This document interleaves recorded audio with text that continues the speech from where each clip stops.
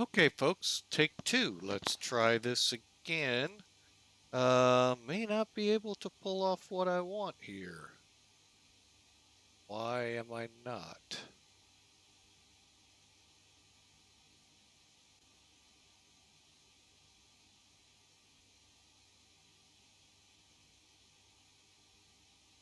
There, we figured it out. All right. Okay, the technical difficulties have finally been resolved, folks. All right, so we're back up. Now we're set up. We're going to go ahead, get this plane readied for Seattle. So much fun when things are live. Think I need about 10 cups of coffee after that. All right, so wouldn't be jittery that much at all. Jittery. All right, so folks, as you see, we are on the Pan Am virtual site. That's who we're flying for today. If you're interested in the Pan Am fleet, and I'll give you a little tidbit, TWA as well, check them out. crew.pavirtual.com. Great airline. It is small, I will admit to it, but they do justice. I happen to be on the Pan Am side of it, so anyway, give them a try, folks. Really good software and all. Good website here. Constantly being updated. We're flying in pretty much the 1985 schedule.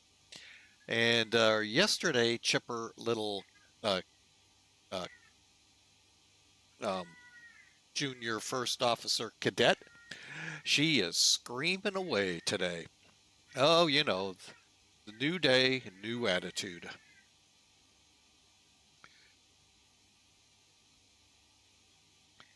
All right, so we're coming out of Los Angeles. So what we'll do is come up here to Flight Ops, go to Flights, and we're going to look for,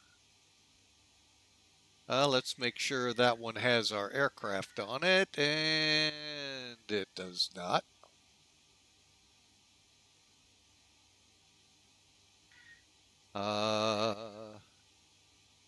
There is supposed to be one today. Oh wait, that was SF. Where's Seattle?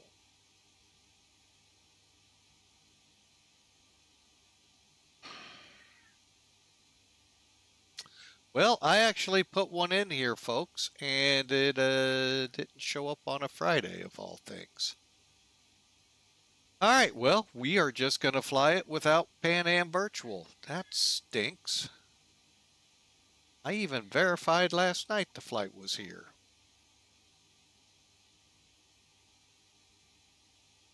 All right, well, you know what? Audible number 2. We are just not going to fly for Pan Am because I'm not going to go in there and figure out, well, yeah, I can real quick. I'm off air. Give me a second. Let me see. Why is this not on here?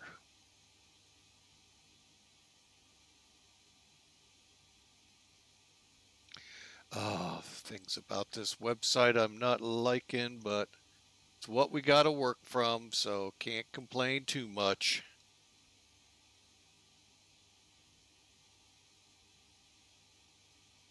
And I just did it too, folks. Bear with me.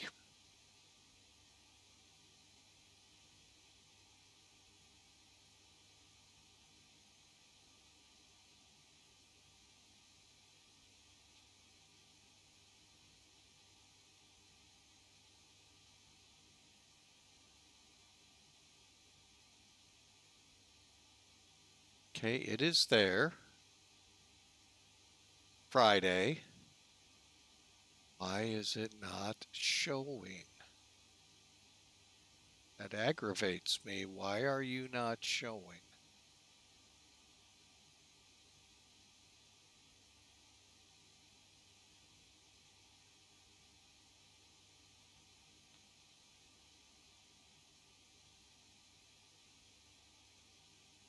That is really weird. It should be showing in here, folks.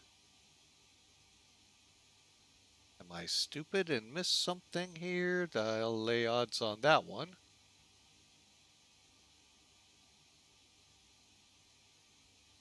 KLAX. I have no idea why this is not showing up.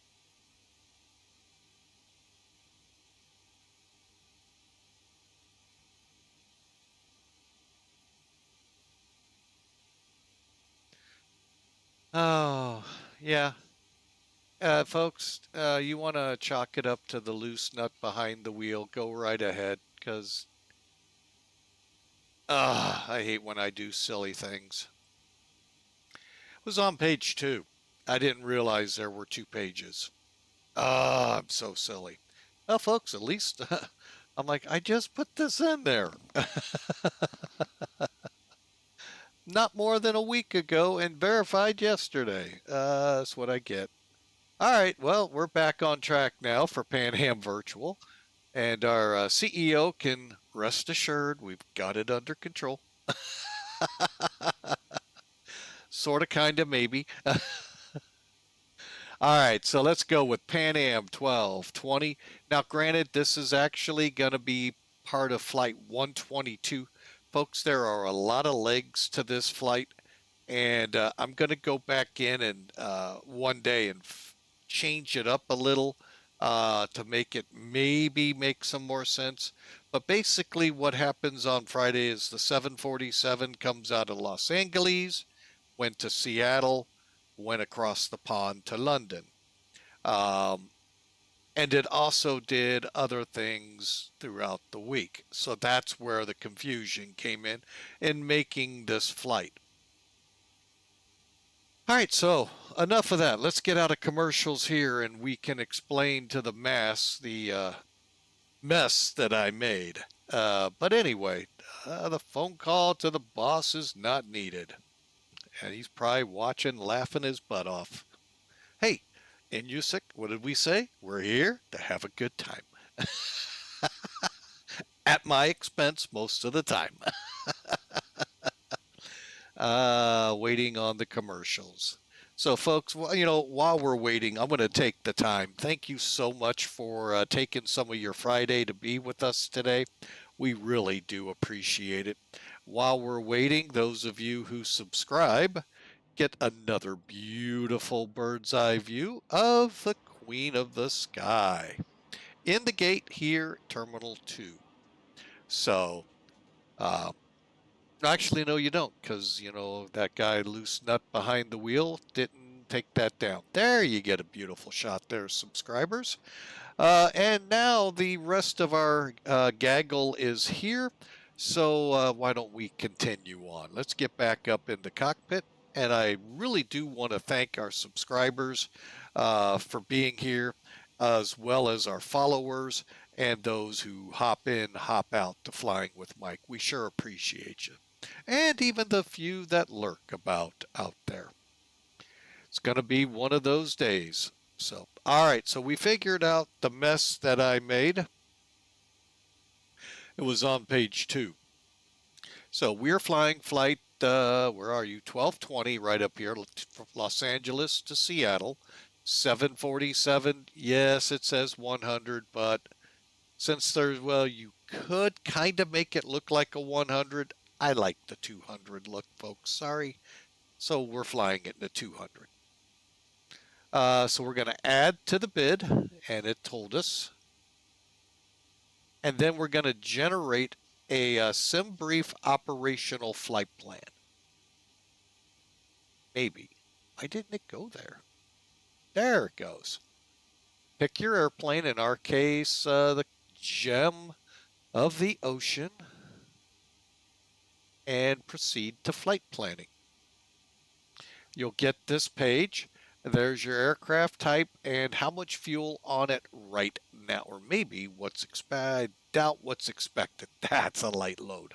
All right, so there's our flight.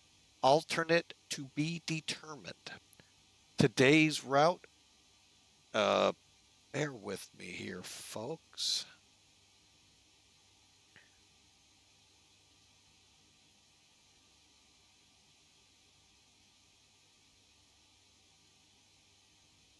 All right, there we go. Let's see. I've got SimBrief up in another window, just seeing what kind of routing we could get today.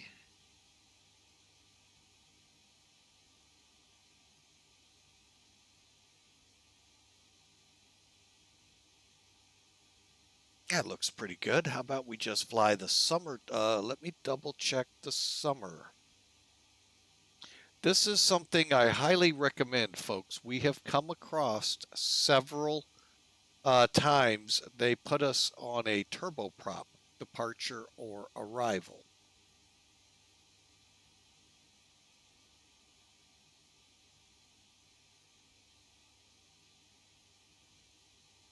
Okay, this appears turbojet only. Okay, always want to check that, folks, because like I said, it has come across that we've been stuck like that. And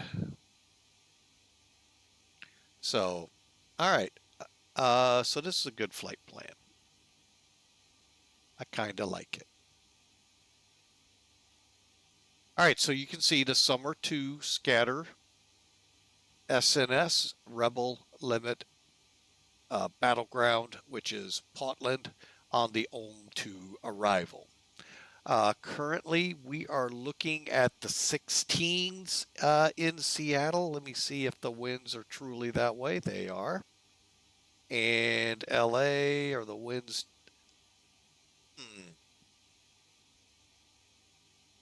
Well, now they have me kind of curious. Well, we'll just go with it. 16. Let's go with that. That's a good time. And here's our traffic load, although it will be a little different. Now, I come over here, do a couple things. I'll leave that cost index. That's good. 45-minute reserve, conventional, and I only need one. Lastly, I put us in the American Airlines format. You'll see why in a minute. Just a little easier on my eyes. But you could leave it in Lido, folks. That's the default.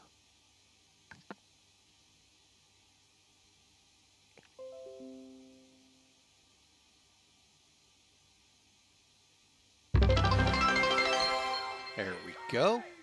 Oh, what did we have? 668 just cheered 10 bits. Oh, Mr. Inusik, welcome. Thank you, sir, so much for the 10 bits. We sure appreciate them. Really do. Thank you, sir. Okay, so we've got the basics in play here.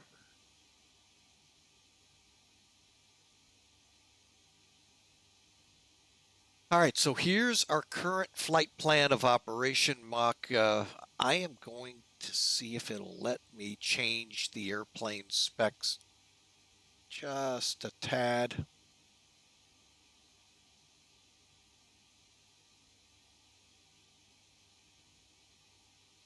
And why do I do this? Basically, one, double checking everything. So 24 right, 16 right. Ooh. Oh, wait a minute. 16 right. How about we come into center? And of course, ATC can throw the wrench in it at any time. So anyway, that's our game plan. All right, so we'll just click generate. And all it's going to do is go through the normal generate. You'll see it, the bar go across, and then it comes up with the new. It's not really new and improved. I'm going to go ahead and treat it as such. Where'd it go? Well, that wasn't nice.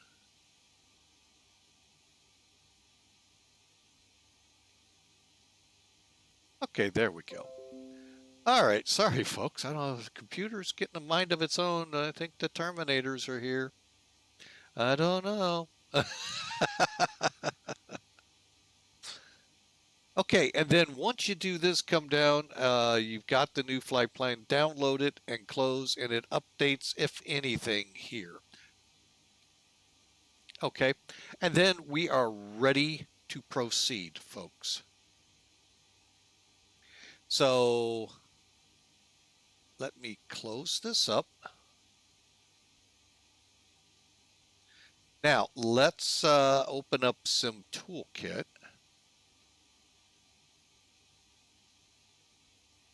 Oh, it's here. There it is. All right, and it's on the screen. Go to flight planning, load last, and there's our run, folks. Click fly now. And by the way, folks, we have about 40 minutes. Oh, LA Center is up. All right.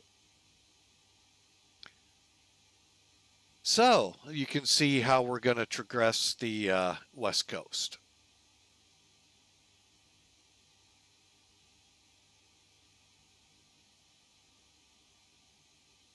Well, we don't know if the laptop or if our network was having troubles. I have no idea what happened. All of a sudden, I went into preview what I wanted to do with the Pan Am page, came back, and it was gone. It was gone. The preview or the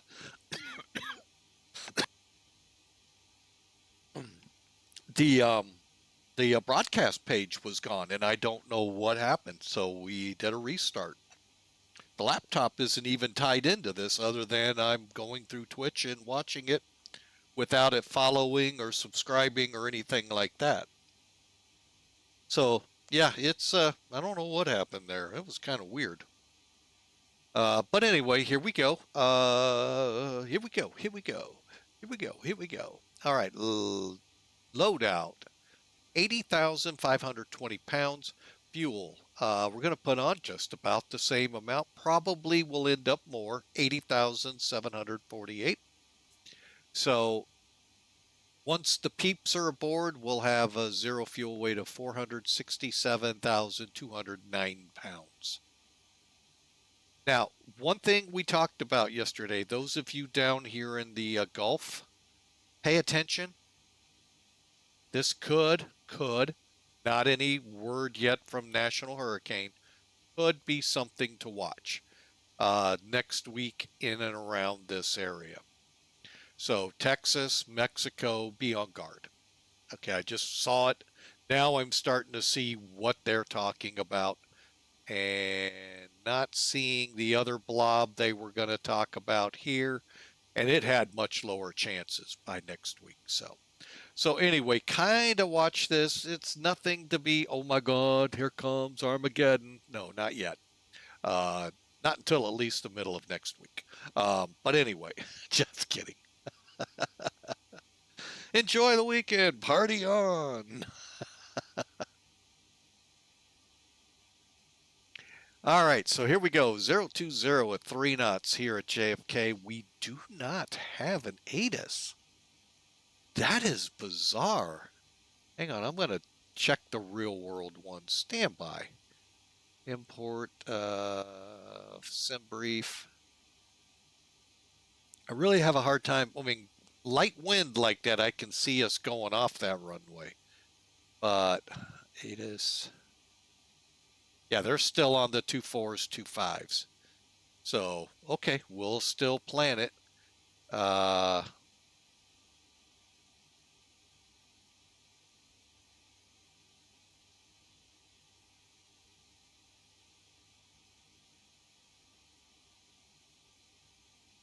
oh, great. In the real world, 2.4 left and 6 right's actually closed right now. Oh, so that just means we taxi all the way across for takeoff. Okay, no biggie. Or we just go, you know what? That's the real world. This is flight sim. So anyway, there's our beautiful weather. 6 miles haze, overcast at 1600. If you all remember a couple days ago, we came in a similar situation. Beautiful flight in. Had to do a go around, but you know, those happened. Probably many of you going, that was a late go around, by the way. Can't even imagine you were thinking about it. Yeah, it's some world. 180 at 8, 10 miles visibility, broken at 2000. So again, currently we have some marginal weather, but overall flyable, no problem for our purposes. Lastly, I'm going to go ahead and connect. Well, I'm going to first put a flight plan out there, then I'm going to think about connecting.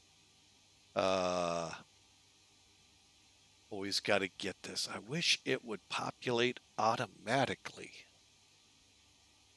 And everything else, whoop, put another A on Pan Am, PAA. That's right, AAA.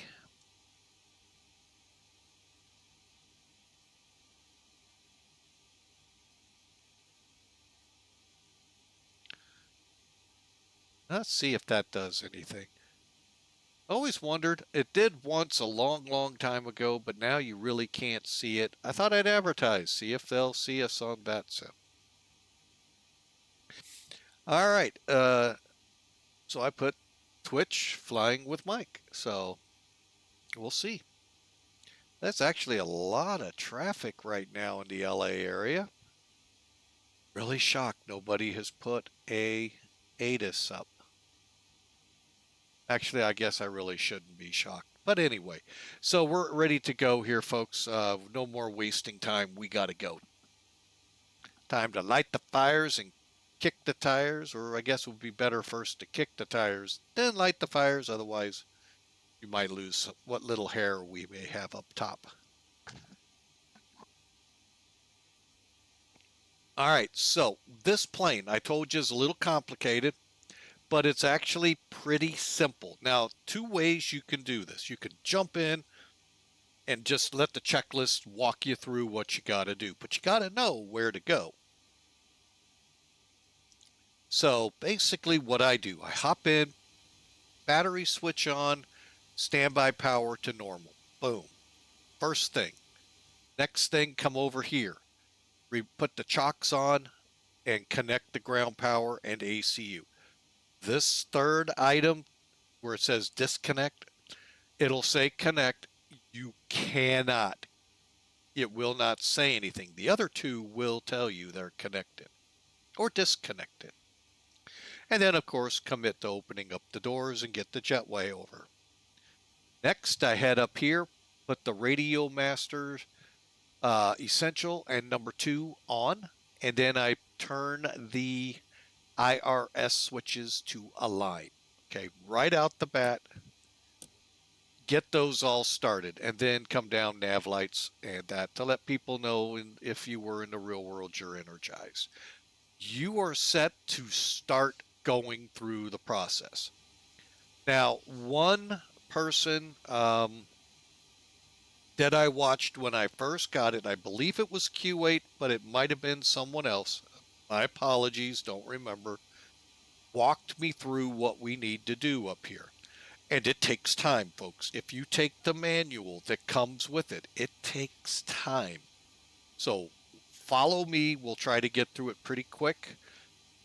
And if you miss something, compliments of a commercial, first off, shame on you for not being a subscriber.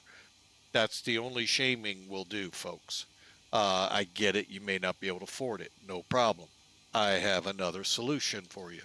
Head over to YouTube later today, tomorrow. This video will be posted. Okay.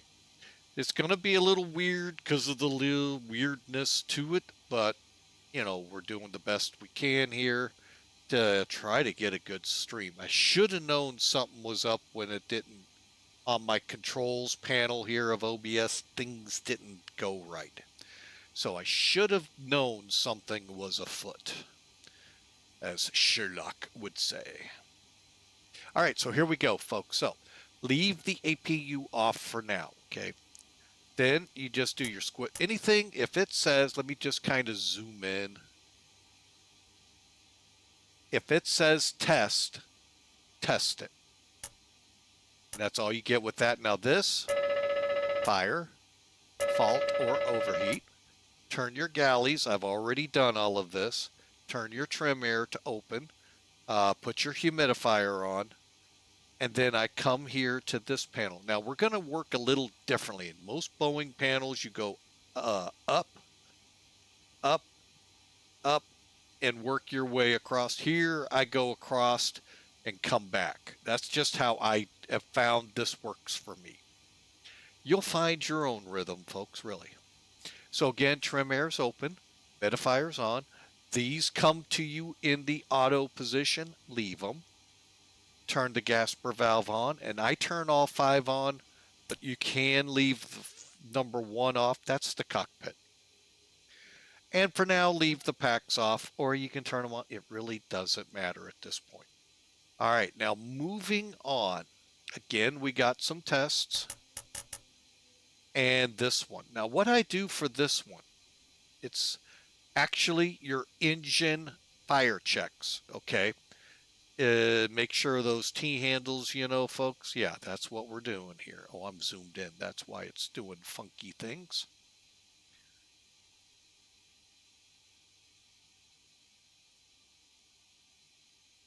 Oh, got too far back. All right.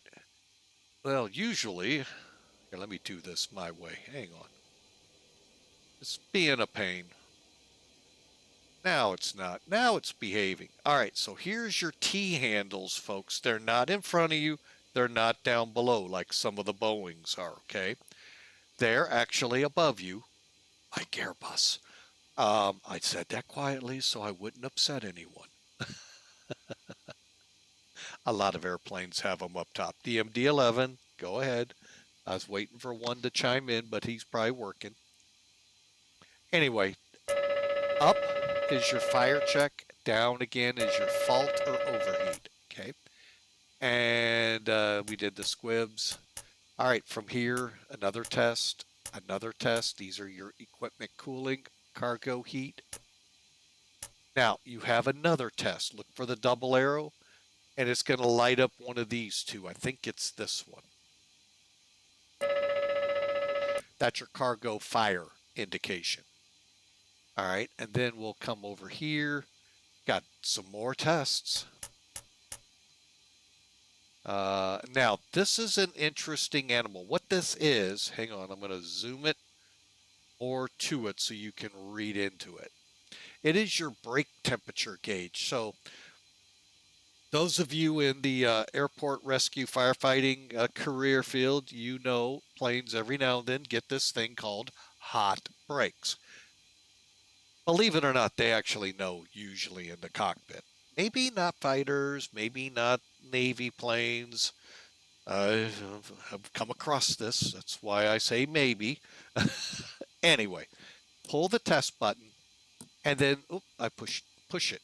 Okay, so now it's just testing that the sensors are working.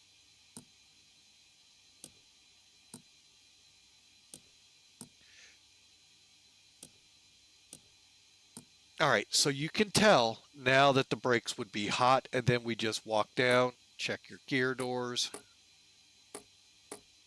middle, nose. Okay, we got a lamp test here. We got a prime test here for anti-skid, alternate anti-skid, gear tilts. And the other panels here, there is no test per se for it. These are your doors that are open, your 3 baggage cargo doors on the first officer side and L1 open. All right, we're going to come down. Now, it's going to tell you to check fuel jettison. You just did, folks. That's all it asks. That's all you got to do. I know, sometimes you just shake your head. I go ahead now and turn on pump 4. That puts pressure in the system while we're parked. The engines will take care of it when they're on, and we'll do a quantity check. Okay, they went to 0, and now they're back and the lights came on. Reset gauge check, and we're just making sure that gauges are working. And believe me, they go fast. And then I've already cycled through, I'm not going again, up here now. Now, we weren't really finished. I like to just get what I call the top half of this panel. Now we get into the pressure side. All I do is set 2998 here and 299 as best I can 8 here. There are checks in the manual if you want to go through them, folks. That's what helps makes it a little bit more lengthy. But for now, you've got the flight engineer set up. Last thing you want to look at, okay, these are your engine gauges. N2, when you're starting up, is right here. Your oil quantities, you just want to make sure you're around 6, and so forth. Everything looks good. Turn your lighting up. And then right here, we'll check all of your lights here on this panel. Light bulbs. And it actually asks for it in the checklist, okay? Move up here. Now we will do the classic up. So we want to make sure the anti-skid guard is down, on. Body steering, we'll have to talk about that more when we're taxiing to understand. Basically what it does is allow you to take tighter turns with the arrangement this aircraft has. Have you ever seen a fire hook and ladder? You know, kids, you know hook and ladders. Come on. Well, they have the guy in the back, the tiller driver. He's driving the trailer around the curves. Folks, if you have, I can attest, I've done this once. As the Johnny B. Dangerously movie said, once. If you ever go into places like Philadelphia, New York City, Baltimore, inner cities, where if you ever watch the show Laverne and Shirley, you see them coming down a road with cars on this sidewalk, literally cars on this sidewalk, barely enough room for a person to walk through, let a car, God forbid, two, come through. Remember those scenes? I got to do that in a semi once. Not by choice. Compliments of a shipping clerk that gave me wrong directions. But anyway, I had to try to navigate 53 feet worth of trailer and a truck and could I had to end up backing up, getting somehow. God bless that Philadelphia cop that showed up to help me. Not going to get, not going any further with the story, but we got turned around. And we got out of Procter and Gamble pretty quick. But anyway, fire trucks, well, they have to go down these roads every day. So the guy in the back is actually driving the trailer to help it get around these tight currents. Because folks, people, you know, yeah, that no parking sign doesn't affect me. It's for Myrtle down the road. Come on, not me. I am God. It doesn't affect me. It does. But anyway, and that's how people lose parts of their cars from tight turning vehicles. So, but anyway, that's what he does to help get the fire truck around the. Well, those wheels kind of do the same thing, try to help it be able to make the tighter turns at some of these airports. Long story short. Um, so that's what that's all about, this switch here. So we're going up. Everything looks good. We're in nav because they've already aligned our switches both here. I do them sometimes across because they're the same. And then I've got these set up, even though this part doesn't really work. We don't have ultra high frequencies or anything like, or yeah, UHF. So uh, another test, another test. Coming down. Go ahead and put the seatbelt light on. Coming down, lights. Already got the radio switches on. Let's just test one more time. Test. Okay. Sometimes you got to hold it to let it go through the test.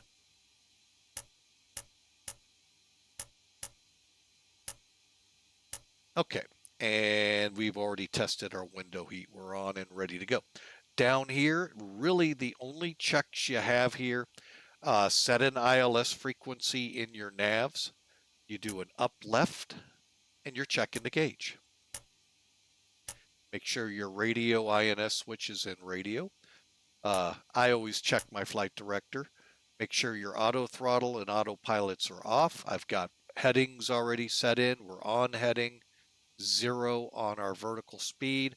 And I really don't know what to call this, but basically it's your way you climb or descend via vertical speed or indicated speed or Mach.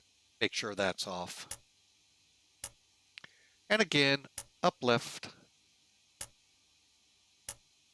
down right. I'm not sure why we're not getting the flags. That's weird. Huh. And of course, next layer down. Now you're done with that lever. Oh, and again, radio, INS radio. Okay, next layer. These will normally be flashing when you come at them. PTT, that's push to test. And you got those, push to test, and you would reset that. Now, coming across here, we start to hit a lot of gauges. See the red light and the yellow? Okay.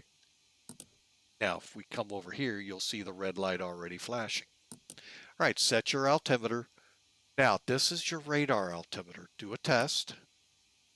It's the only one that'll make a noise when you let up. Master warning, look above the artificial horizon gauges. You'll see the flashing again and all the lights lit. Okay. Now, we reset our maximum indications. We do an altitude check. And what that is, you've heard this tone many a time. It's when you're above or below. You heard it quite a bit yesterday with the porpoising that happened with the citation.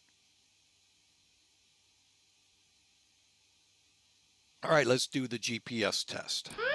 Never heard this. Glide slope. Glide slope. Pull up. Glide slope. Glide slope. Okay, rudder ratio. Good. And again, we just go through another test of the first officer side. Good and good. And we can check this, if you've got it set, will automatically set with the captains. All right, now if you do a check here, it won't make a noise. Not sure the theory or the whys behind it, but that's how it works. Now, I've already turned them on, but folks, your CRTs, cathode ray tubes, yeah, this generation has no clue what that is. They were the monitor of the day, and you had to turn them on to warm up the tubes. You don't have to do that anymore. I stop here. Takeoff configuration. We're not in configuration yet. It wouldn't alarm if we were. And that takes care of here. Down here, set your frequencies for comms up. Make sure your radar's standby. I go ahead, put the transponder to exponder. If your client has a mode C button, it'll light up. And set your lighting down here. Folks, you have done it. And by the way, this is what an INS unit looks like for those that have never heard of this thing. Spaceman, welcome aboard. We thought we might have had to call you, but that loose nut here behind the wheel forgot there was a page 2 in flights to out of Los Angeles. But welcome, sir. Hope you're going to have a great weekend.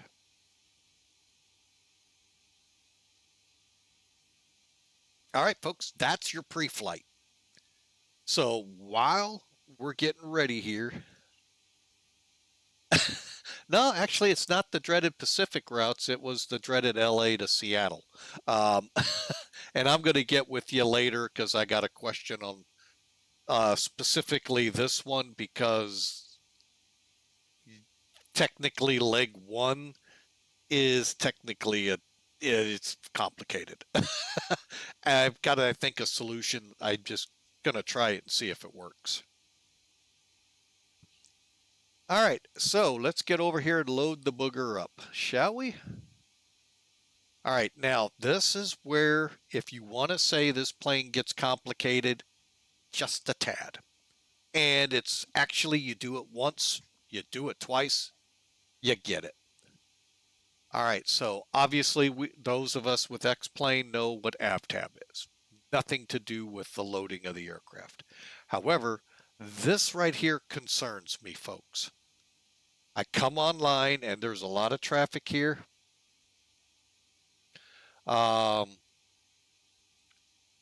This could drop below 20, which then drops us off VATSIM. So what I think I'll do is get above the marine layer. If I'm still in LA Center, great. If I'm not, great. And we'll just press on because I really don't want to be that guy that pops up, pops down, goes up, goes down. It's very annoying to people. But anyway, let's go to the calculator. Please, please understand, calculator does not load. Okay, now we said 366 peeps for this plane. I like to think, even back in the days of regulated flight, they wanted cargo on here too. Although FedEx wasn't around, well, they were in the latter parts of Pan Am, but air cargo was just coming up, became something with this aircraft. So, other than the military, I get it, the military is always hard cargo. That's where it all kind of spun out of. So we're going to go with 25% cargo to start with. Now, as I told you all, oh wait, it's now over here. Hang on. I got to flip things around. I'm getting myself really confused with where things are hiding. All right, so our goal here on this page, right here is zero fuel weight. Right now is 416,889 with about 30-ish, well, 30,200 pounds of cargo. Probably would have hauled even more if that was available. Just so you know. But let's see, we need to come up to, oh, we're not even on it. There we go, 467. So I'm going to start with 50% passengers. And that just brought us up to 450, about 10,000 pounds shy. Let's go to 75%. That put us over by about 20,000. So I'm going to go back to 50% and we're going to make our first class accommodations accommodating to many more people. Those were things that happened back then, folks. And we offered up more seats to the cattle car section. Coach, otherwise known as Southwest Airlines. Let's see, where are we at? No, now we went over. I love when that happens, folks. Okay, so again, we're watching zero fuel weight.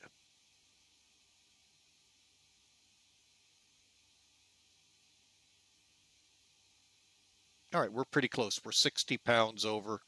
That's pretty good. We're not going to get it much better. All right, so we're going to actually load 229 people.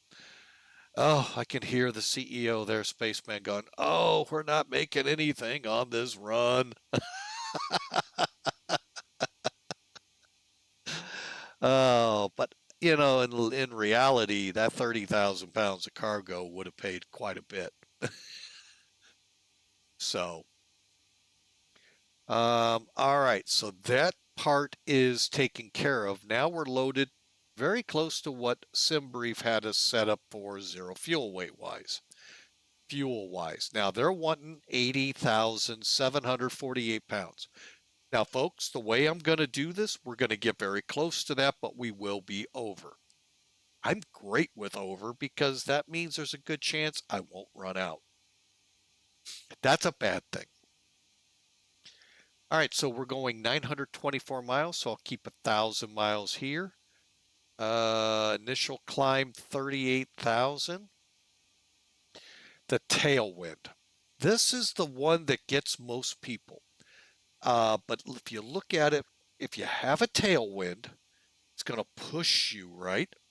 So your fuel burn would be a little less. Conversely, if you're in a headwind, you would be burning more fuel. That's how you should look at this. So take a look at your total fuel right now, and then come up here. It's going down. See how it went down as I brought it up? Technically, we have a wind component of 8 knots. Pretty much we're going to be running with a direct crosswind all the way up. Okay, so now to test my theory, headwind would increase total fuel. Where's the minus? There we go. See how it's climbing? So that is what we're doing here. So with a tailwind, you get positive numbers. Headwind, you're looking for a negative number. Alternates distance, Portland. That is always the toughest thing for people to find. Let me show if I can. Please work.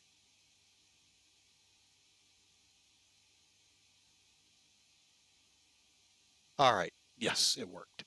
All right. Here's the worst case. I could pull up some toolkit. Here's the web version of Simbri, folks. It looks just like every time you see it.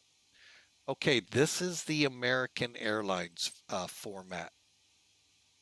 And you're going to see why I like it. It puts the fuel first off right at the top. Gives a lot of great information if you read that up here. Our minimum takeoff fuel, release, what American would be saying to release on this flight, our burn, and so forth. We're looking at an hour and 30 minutes. Okay, that's pretty cool, right? Here's the route to from Seattle to Portland. Now, coming down to, again, American AAL, if you're doing a flight, a new flight, just tick in the OFP format, and that list comes up, American AAL. Here's your en route burn, 924 miles. Alternate, 133 miles. Guess what we're going to do? We'll put it to 150.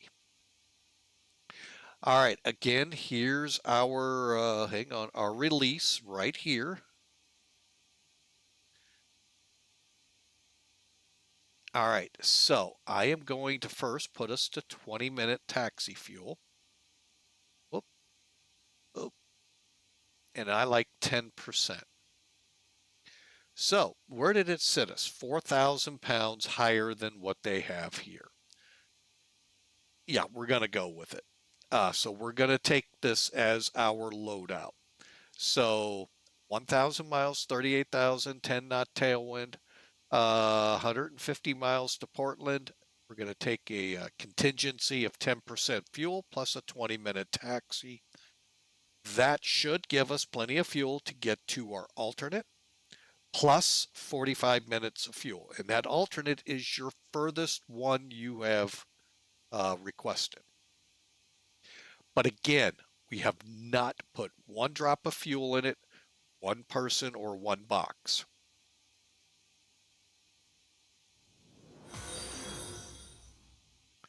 The Flying Doc has come aboard. Thank you, sir, for the follow. Thank you so much. We appreciate you.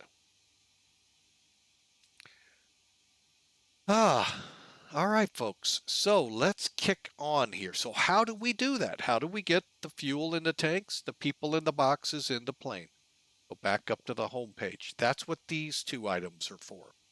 Now, we're going to do this instantly, but you could call the tanker and wait for just under 60,000 pounds of fuel to uplift, and it's going to do it real time. That's why I do instant. Go back to the home page, go here. Now we've got a couple things still to do, not many. So I am going to go ahead and instant board and load. Usually I let them straggle on. Not today. I want to get this plane moving.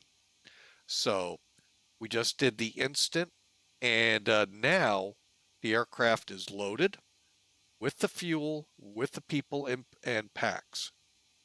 However, now if you do the allow it to board or load the cargo, it will close the doors for your cargo holds.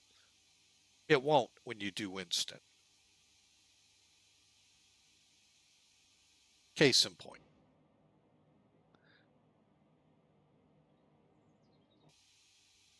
All right, so just come back over, go to ground. See, we're below 20 now. That's because the weather and because Los Angeles is one of those places they really beef up the scenery. And we'll go ahead and manually close up.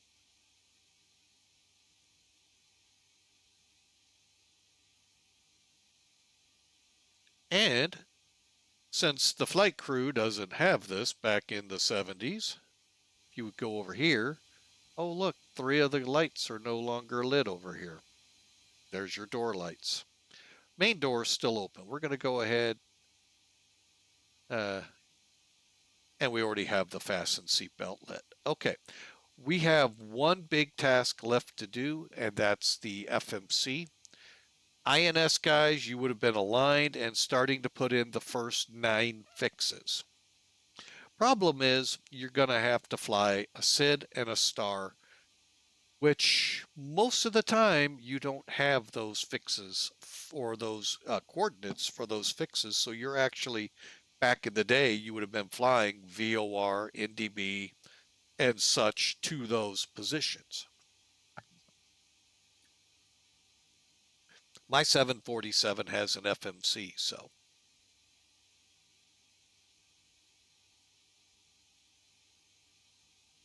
LAX to Seattle, and I'm just doing company routes to get us moving because of the hiccup we had in the beginning.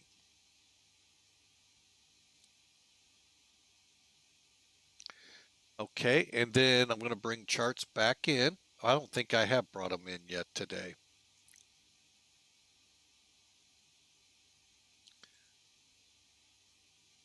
All right, so there's the route part of it. Up at least our is that our departure? No, our departure's to Tessa. There we go.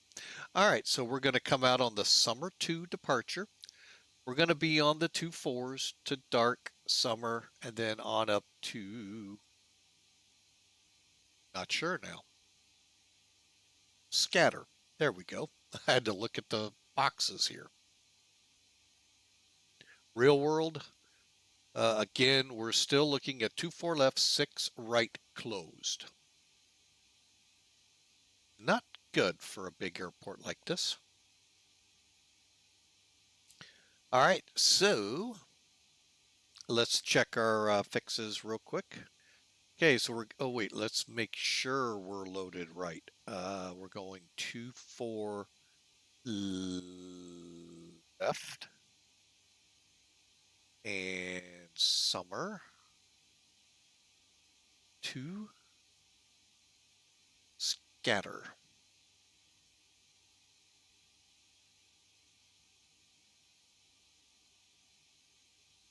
All right, so Delray. What the? I am on the summer 2, right?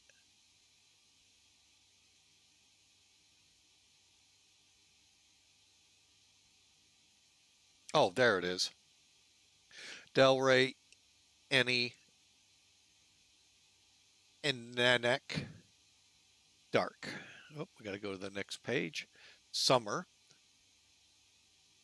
And then Olaf. Oh, Olaf is here. Oh, only the junior first officer was here. She'd be happy to know Olaf is going to send us off. And if you're not familiar with Olaf, shame on you. Watch Frozen. It's a Disney movie, Disney cartoon. It's cute. Dark Summer Olaf Risen. Tessa, however, scatter. Okay, then from scatter, let's clear. We head up here to SNS.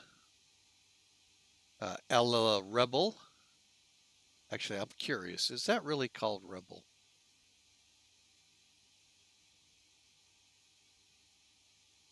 Hang on, folks. I'm going to load this in here real quick. On to Sky Vector. I'm curious. There. Rebel. Red Bluff. I had a feeling I was wrong. Really did have a feeling I was wrong. LMT, which is Calmuth, I believe. Calmuth Falls. And then we're off to the, I think it's called Battleground there in Portland. Yeah, Battleground. That's where we start the arrival. So we'll just go here. Arrival. 16 center.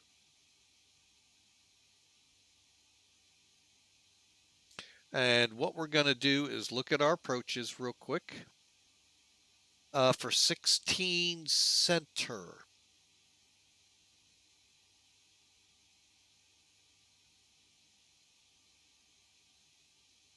We will definitely be flying the ILS.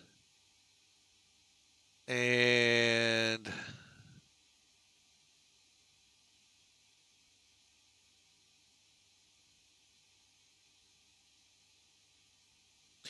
wow, Magnum used to be one. We'll go here, even though that is not what we would fly. But as we start up the channel here, we'll turn in for the runway. All right, so vectors for, I bet you it's going to make me,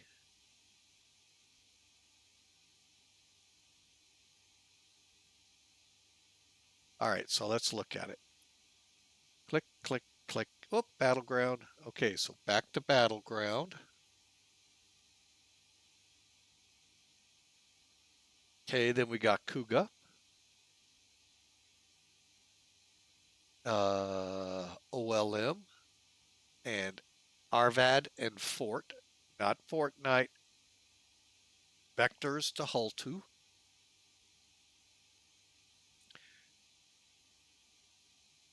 And folks, I really do this on my flights. I've been caught flat-footed a couple times not doing this. And all of a sudden, I'm turning either back to a fix, trying to figure out why, or what. And it's because I didn't check before I did my flight. So I highly recommend you do this. Sodi and then the runway. Okay, then we're going out to Tiboney to Milt. Where's Milt? Well, there's Milt, and that's where the scheduled hold is. And there you go, folks. It's that simple. It doesn't take much. We're flight number PAA 220. Execute. Legs, make sure nothing changed. Okay. VNAV, all looks good on that page. Initial climb, I think we said 38. 38. 800. All right, and folks, we are planned. People are ready. And I say we get going. Okay, with the fuel on board, let's kick on the APU. Wait for that light to go out. Door light to go out. And then we start. Okay.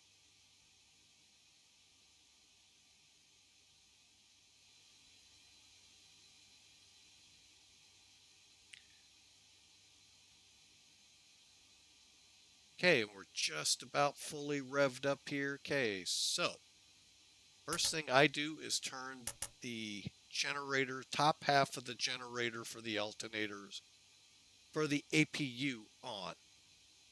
Now, you don't have to do this, folks. I do it just because it's kind of fun. With those on, I can check the generators. We're getting 400 hertz, 115. Okay. Then come back up, close the bottom half, as I call it. And then you can kick the bleed air on. Make sure you're okay with your galley powers.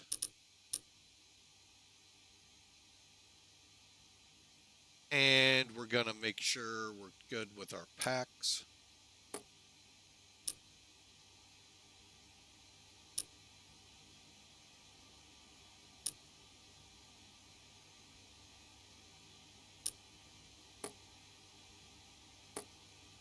Okay, and that's all ready to go, folks. We are now ready to go.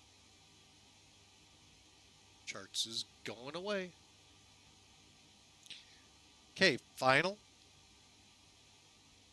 The only thing we have left to do is our performance calculation. I said we're going to go 2-4 left, even though in the real world it is closed. We're looking at 10,885 feet. Airport elevation is like 120, I think, 128. So we'll probably round up because we can only do it in the hundreds. We'll round down. 2-4. Actually, let's set it at 2-5 because it's pretty much the same heading as the 2-5s, just they put different, knocked it down 10.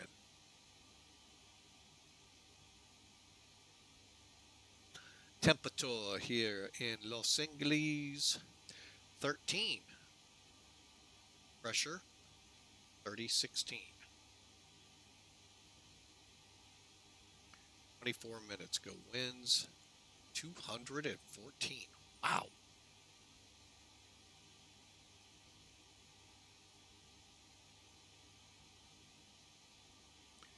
Load the data sheet in. Okay, so we're looking at 123, 130, 147 for our speeds. Here's the flap up speeds. We'll click that so the bug's set.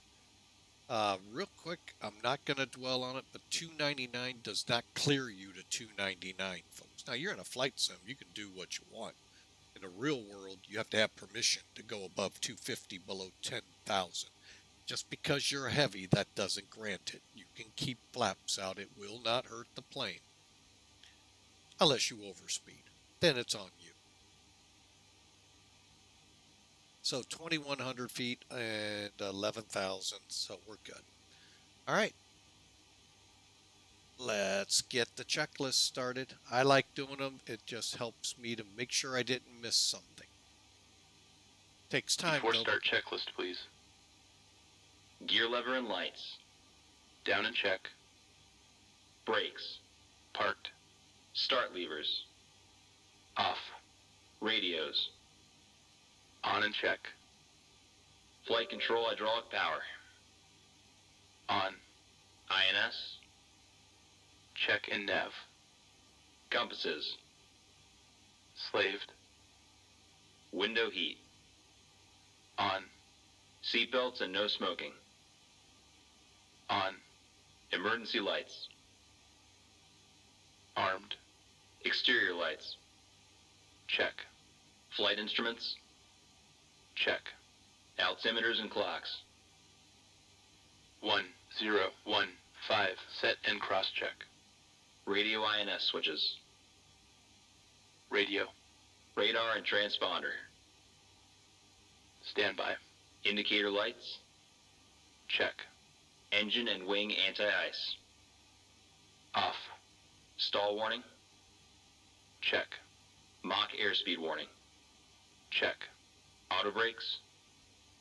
Check and off. Body gear steering. Arm. Anti-skid. On. Autopilot and flight director. Check and off. Takeoff warning. Check. Auto flight enunciators. Check. GPWS. Check. Instrument warning. Check. Flight director computer selectors. Check. Instrument source selectors. Normal. Reserve brake valve. Closed. Spoilers. Down. Static selectors. Normal. Oxygen mask and regulator. Check and emergency off. Brake pressure. Check. Stabilizer trim. Check and on. Rudder and aileron trim. Check.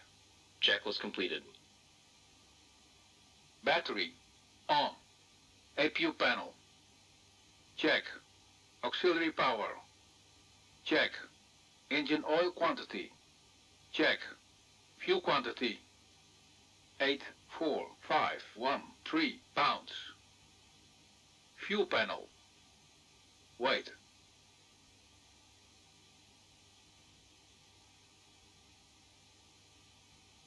All right, for that, okay, one big thing with this plane, it is ready for pushback. So I'm going to go ahead and turn these on because that's coming up.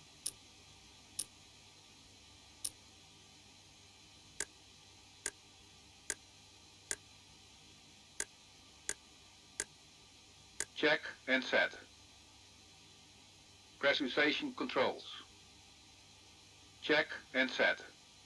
Bleed controls. Check and set. Hydraulic quantity. Check. EPR computer. This. All right, that's one we always get hit with. I'm going to go take off dry. Not sure if GA is take off wet, and it's exactly what it's meaning, folks. You take off water pouring or injected into the exhaust to give it more thrust. So we'll just go check. Circuit breakers. Check. Indicator lights. Check.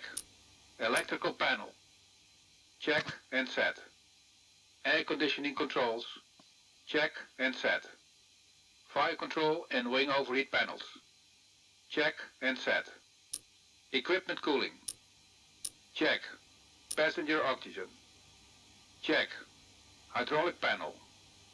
Check and set. Fuel jettison panel. Check. Crew oxygen. On. Oxygen mask and regulator. Check and emergency off. ADPs. Off. Checklist completed. All right, next one's after start. So let's get better pushback moving up here. I've got the ACARS program running. And let's get ready Ground to cockpit, go. please show me where you want to go.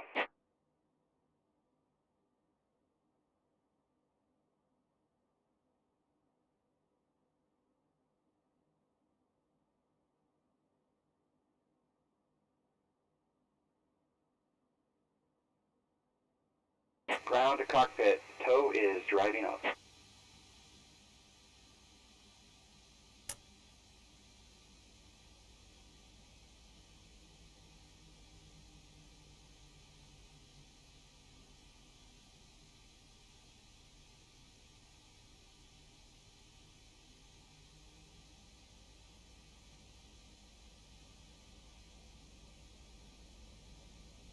Cockpit to ground. Remove the chocks.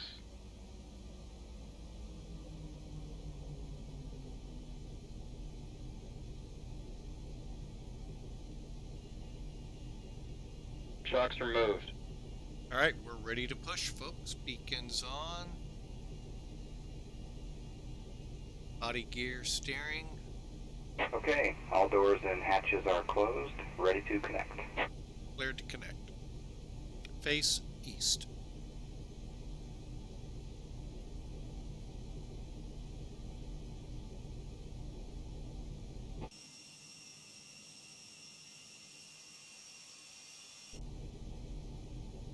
Glad I did that. Still got the ECU up.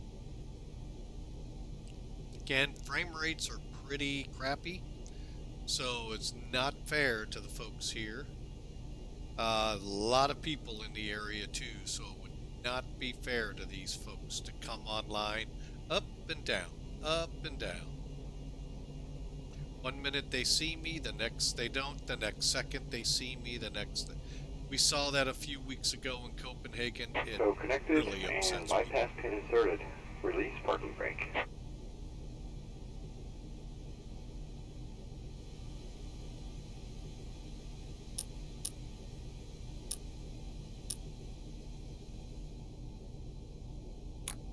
Ready to start the engines. Ready for engine start. Cockpit to ground. Disconnect ground power. Starting pushback. Parking brake Engine start released. engines. Ground power disconnected. Thought I did.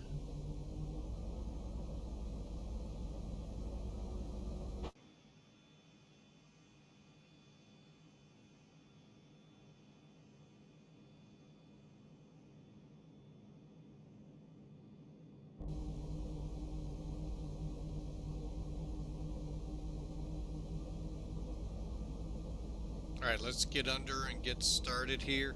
All right, so the big thing, turn your packs off. So we're above 40. System 1, I'm going to use this go around. System 2, the next. Starting engine 3. Starter valve open. Okay. Now, technically, I haven't done it in a while, go for a 2-engine start out of the gate. 20% and 2. I was looking at the wrong one. Dang it. Fuel on. Trying to, Light up. I was going to say, where's light up?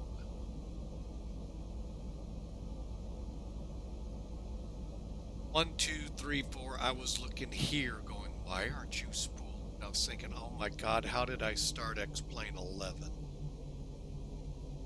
Starter off.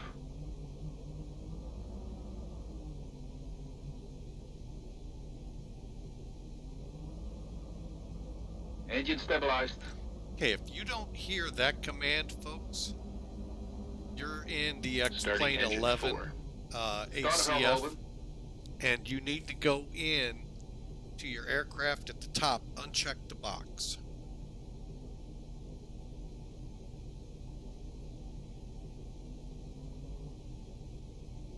%20 and 2. Operation complete. Set parking brake. Fuel on. Wow, it's Light up. taking a while to light up. Parking brake set. Disconnecting tow. Stand by.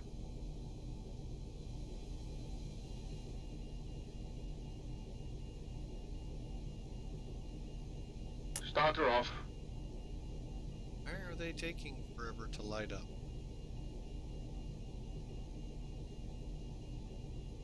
Engine stabilized. Alright, now, we are going to start both. Starting engine 1. Starter valve open. Starting engine 2. Starter valve open.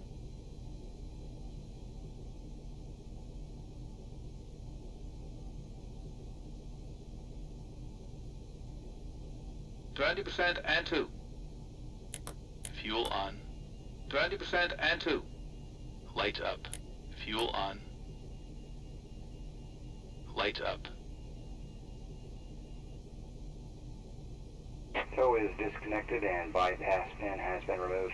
Hand signal will be on the right. We'll see you next time and have a great flight. Starter off. Starter off. Engine stabilized. Engine stabilized. Looking at our fuel panel, everything looks right. I just don't know why immediately it just all of a sudden taken a while. All right, well, we're started. Let's get up here. First thing I do is put these on the engine generators on the bus. Could go through and check them all, folks. Close the system. Bleed valve off.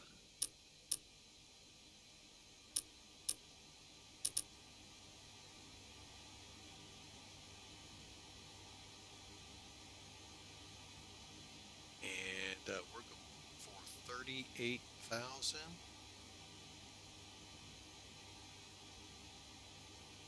Okay. Pressure set. All right, cabin set, and let's see what else.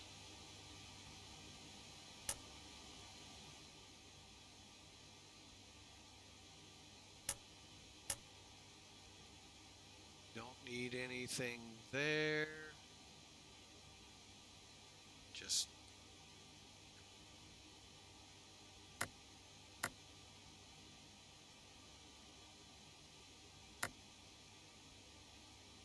it's weird. Hopefully we don't run into troubles here. Flight record. So let's do it. After start checklist. Flight recorder. On. Start switches. Off. Beacon lights. On. Brake pressure. Check. Start levers. Idle detent. Engine anti-ice. Off. Electrical panel. Check. Pack valves. Open. Dual warning lights. Out. Hydraulic panel. This. Check. Flight recorder. On. After start checklist completed.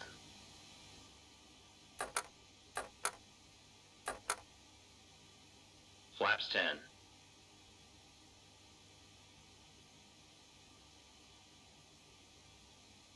All right, we're going to check our flight controls. Now, a lot of times for most of the flight, folks, I keep hidden. But I'm going to come into the center look here. Here's the gauge you can watch to see how your surfaces are moving.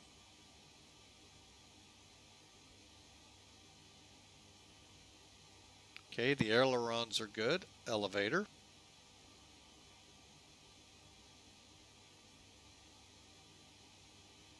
Rudder.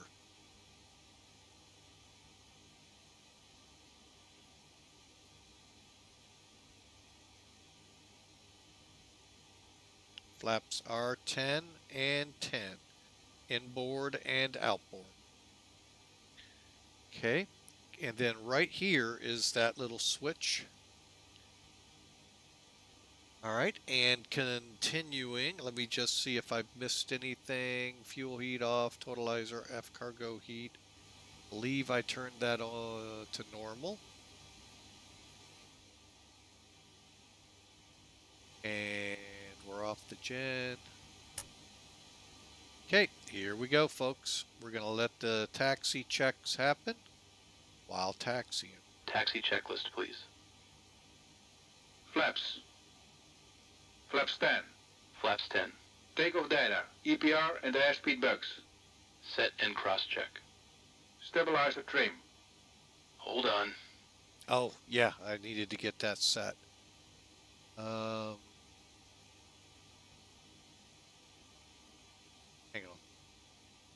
To get the trim numbers, you go to Perform Calc. It's right here, 3.0.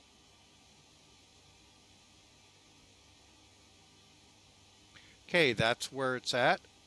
We just Set need in green band. make that green band cover it. Probe heat. On. Flight controls. Check. Yaw dampers. Check. Parking brake released. Seatbelt and shoulder harness. Check. APU. Off. Fuel heat. Off. Totalizer and gross weight. Set. Flight engineer and pilot panels. Check. Aft cargo heat. Normal. Seatbelt and shoulder harness. Check. Taxi checklist completed.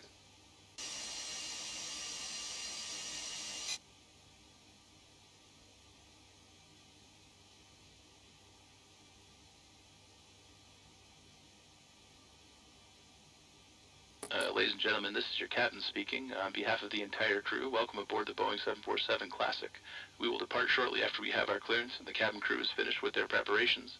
For now, I wish you a pleasant flight, and I will be back during the flight with further flight information.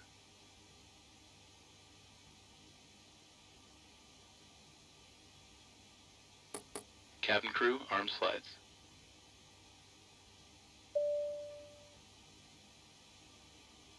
All doors are closed and armed. Ladies and gentlemen, this is your chief flight attendant, and on behalf of our captain and the entire crew, I wish you welcome aboard. Please take All right, folks. Yeah, we would have done that a lot earlier. I always forget.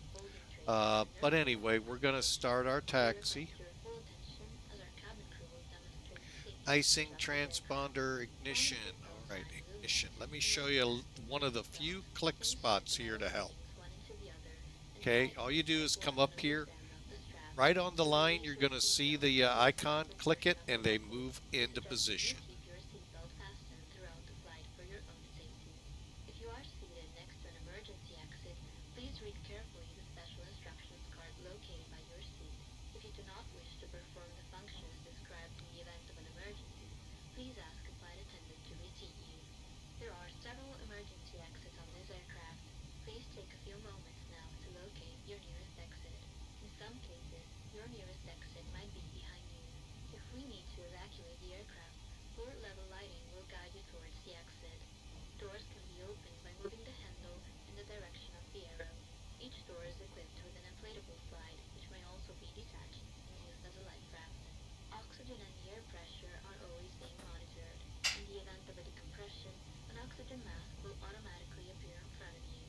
To start the flow of oxygen, pull the mask towards you, place it firmly over your nose and mouth, secure the elastic band behind your head, and breathe normally. Although the bag does not inflate, oxygen is flowing to the mask. If you are traveling with a child or someone who requires assistance, secure your mask on first, and then assist the other person. Keep your mask on. All right, we have a slight delay here, folks, in getting out of Los Angeles. Please assume the bracing position. Lean forward with your hands on top of your head and your elbows against your thighs. Ensure your feet are flat on the floor. The life vest is Yeah, something tells me there might have been a streamer coming in. do so. Open the plastic pouch and remove the vest. Flip it over your head. Pass the straps around your waist and adjust at the front. To inflate the vest, pull firmly on the red cord only when leaving the aircraft. If you need to refill the vest, blow into the mouthpieces. Use the whistle and light to attract attention. All electronic devices must be set into airplane mode during the flight until further notice upon arrival. We remind you that this is a non-smoking flight. Tampering with, disabling, or destroying the smoke detectors located in the lavatories is prohibited by law. You will find this and all the other safety information in a card located in a seat pocket in front of you. We strongly suggest you read it before takeoff. If you have any questions, please don't hesitate to ask one of our crew members. We wish you all an enjoyable flight.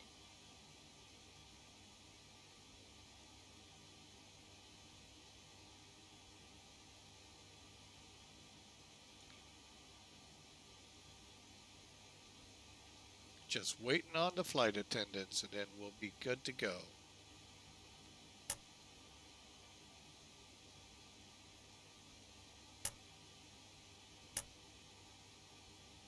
All right, now, while we wait, let's kind of look a little bit at this. Okay, so we're wanting, here, let me bring over this. Our initial pitch to 18 degrees.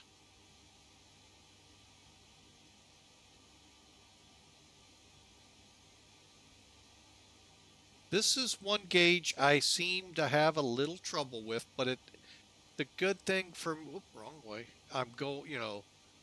it only is to help you in getting the aircraft up.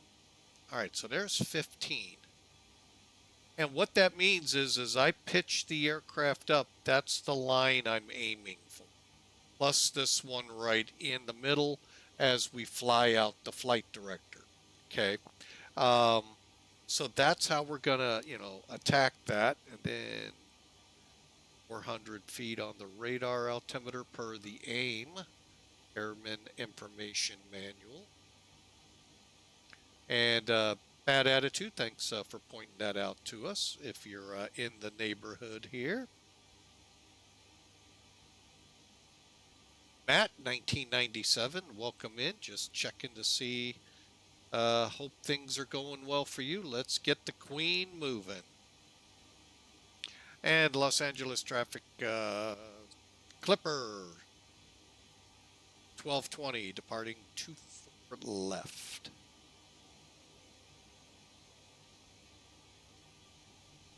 Didn't get the call. Of course. Cabin ready. Now, we can start running it. It's going to hold us, folks, at body gear steering. Before takeoff checklist. Icing considerations. Check. Cabin alert. Check. Transponder. Check. Ignition. Flight start. Body gear steering. Damn. Okay. I'm going to go out the airplane here. I want you to focus on these two main wheels here.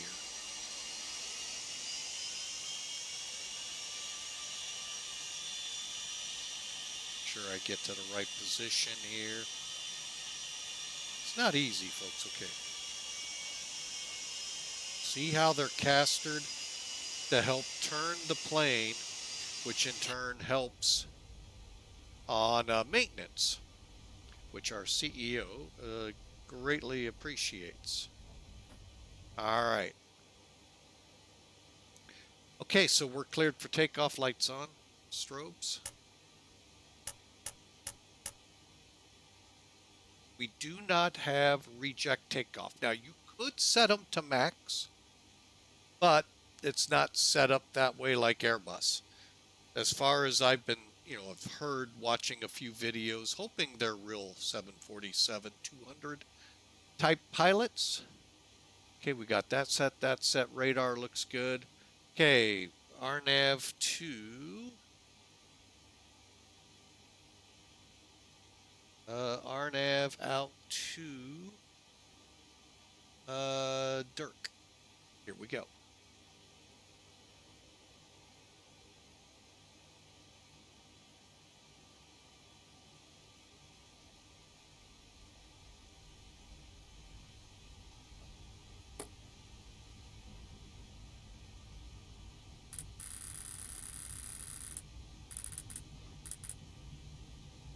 Stabilized.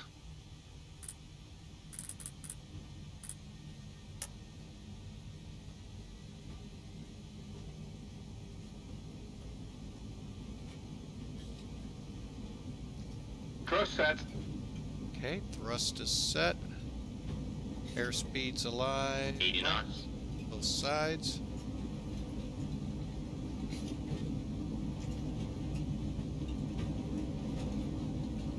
V1. Rotate.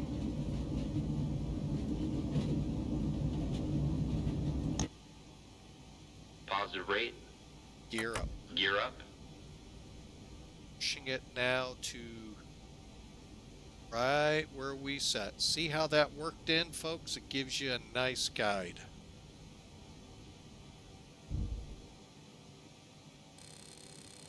Gears up.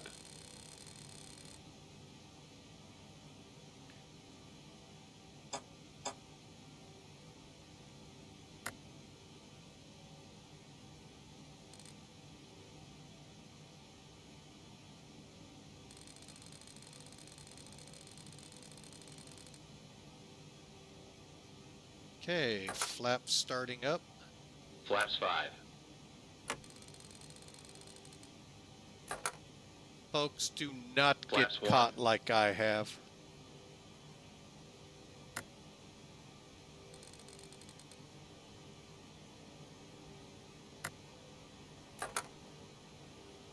Flaps up.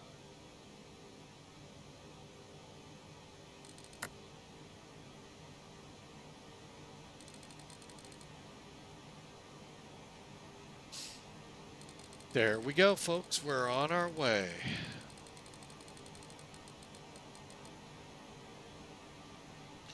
Why I said what I said. Let me, while we're climbing here. Hang on, let me first put us in climb. 1000 level off. Okay, we're going to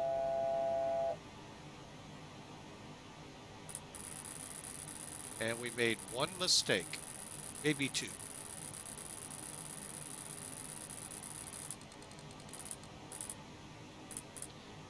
Folks, with these older aircraft, you gotta make sure altitude select is in order to make it stop. So if I wanted it to stop, if I was told, well, here it would have been flight level, say 5,000, I'd have blown right through it.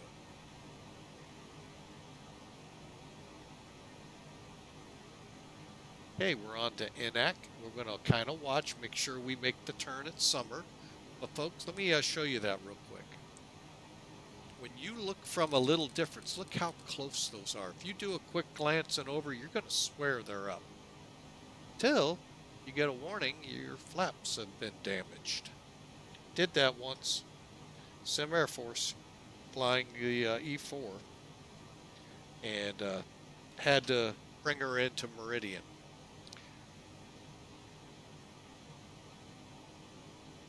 All right, so after takeoff checks,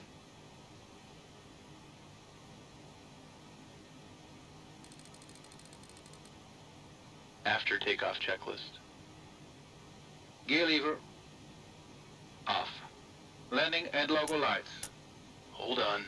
and that's why I don't normally run it till 10,000. 10,000. Off. Ignition. Check. Seatbelts and no smoking sign. Check. Pack valves. Open. Fuel heat. Let's see. Auto. After takeoff checklist completed. Actually, I think I'm going to leave my cross feeds like this. Reason being, if I was to turn these open, then these start burning as, yeah, I think I'm just going to leave it as is. And when we get to top of descent, hopefully remember to open the reserve valves and feed in. Okay, so we crossed 10,000. Back to VS.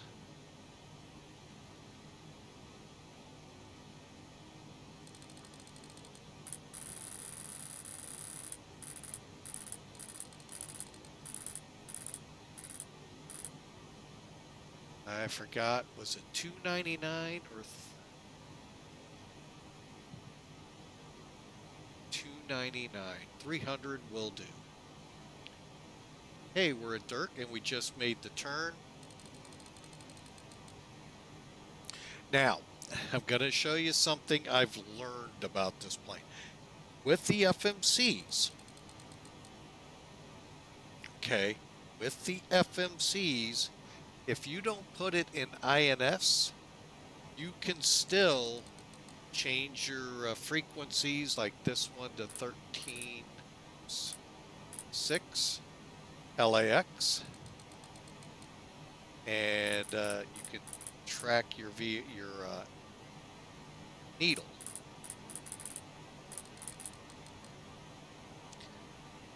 Just something to tell you about. All right, let's see how the frames are doing. Now we're in the 40s. Again, it's something with the weather. And then if we'd have came on with VATSIM, it would have really made it real difficult for us to move about and give everyone, you know, a decent, you know, experience on the flight sims, whichever one you're running. And that, you know, I am not going to be that guy up, down, all the time. Okay, there's 300. Go to IAS, and now the speed will control the rate of climb. I guess rate of climb gauge? I don't know what that switch is called. If anyone out there knows, I would sure love to hear.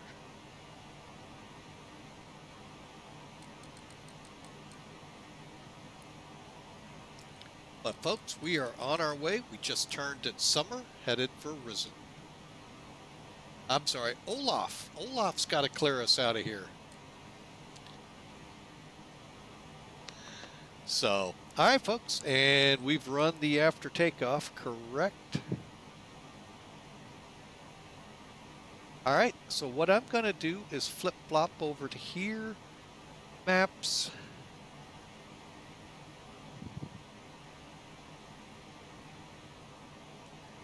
And this is another thing. I think they've gone just a little too much to force us into sunglasses. But yeah, I mean, that's just taking it a step a little too far. I mean, I don't need sunglasses in my cockpit. I'm not flying the real thing. But I get it. I get it. It's just, I think that's a little overkill. I think they need to dial back the white saturation a little bit, but just me. And just little me. Yeah. So, all right, let me I think Olaf's clearing us out of here, folks.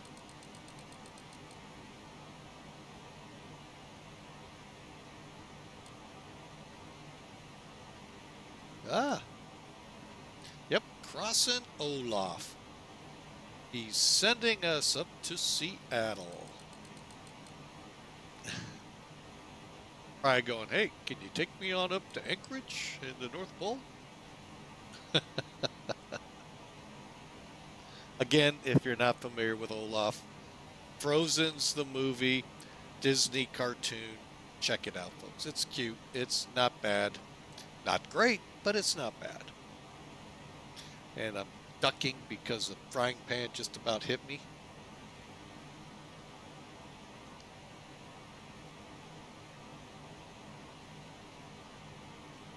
So, we got another Indiana Jones movie coming up? Or, oh, this is a game. Oh, for a second there, I thought we had another Indiana Jones game or show coming. Ah.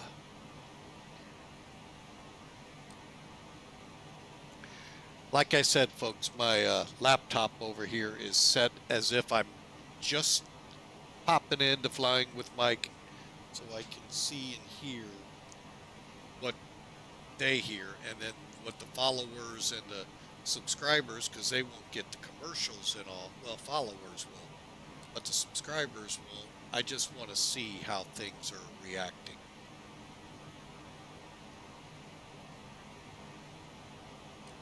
And it also gives me something fun sometimes to watch the commercials. You know, I'm not going to say are the greatest, but they're also sometimes not the worst. Not as bad as some on TV. There are some really horrible ones on TV. So, but anyway, we're through 18,000, so that, folks, means... Hi.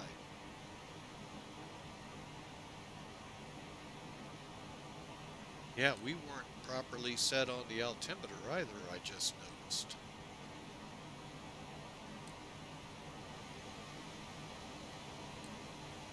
All right, 2992.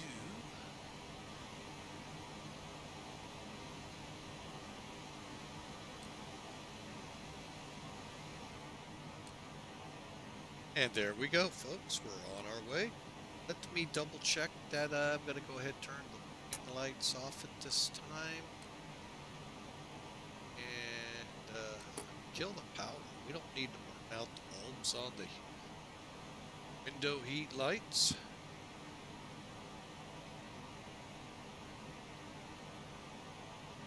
All right, we are headed for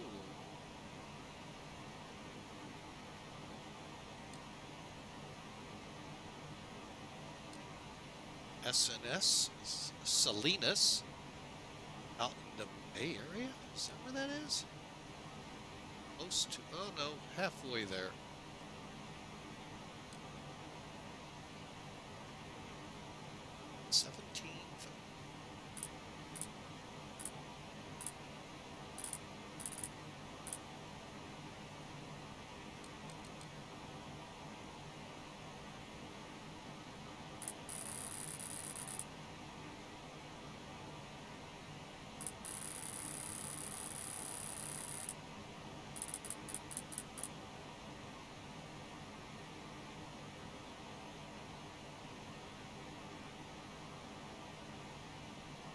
There we go. All right, so we're on our way, folks. Hope you enjoy, and hope you're like in Yusuk, here to just relax. We're gonna kick on some music and do just that on our.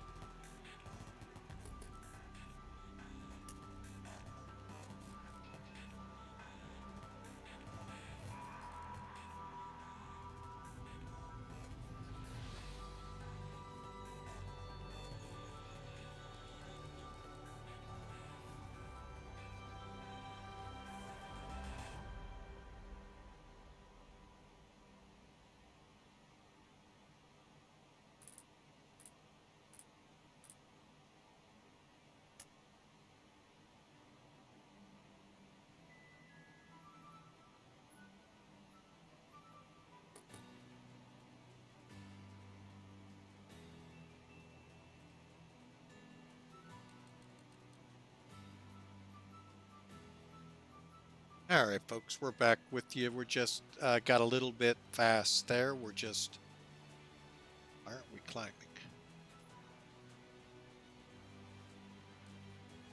Good question.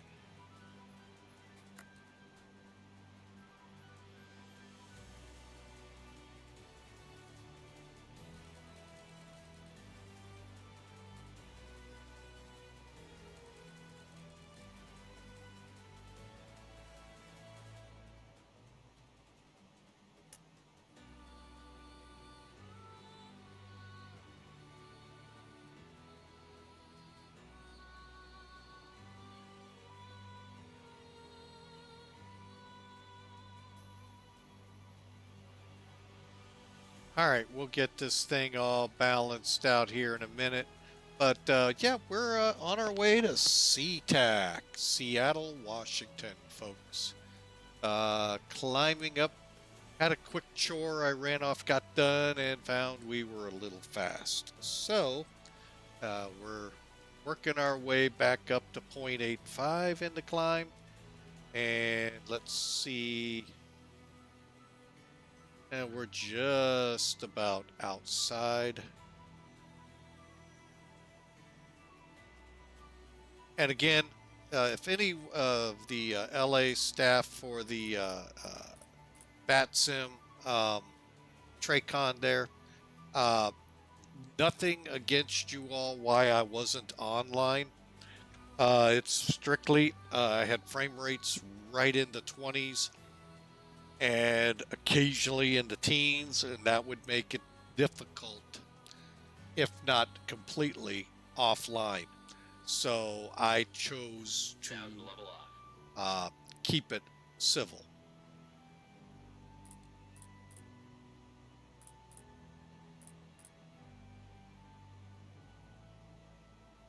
So everybody has a good experience on VATSIM and whatever they're using with VATSIM. But I'm glad to have you all aboard. Thank you. Thank you one and all for being a part of Flying with Mike. And we're up to SeaTac.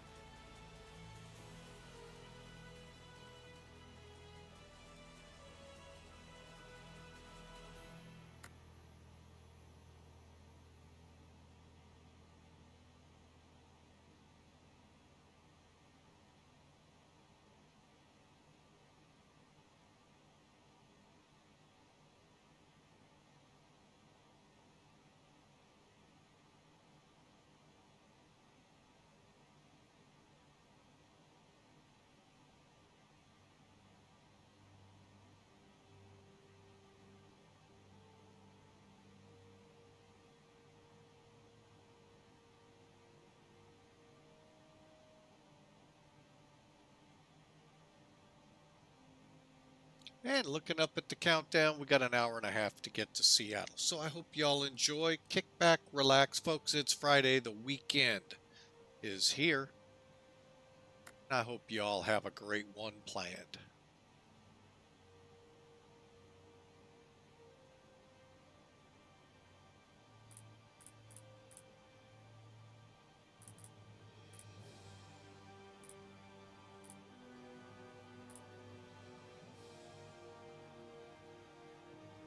All right, got everything set. Flying Doc, very nice. Thank you, sir, for the first chat. Appreciate you.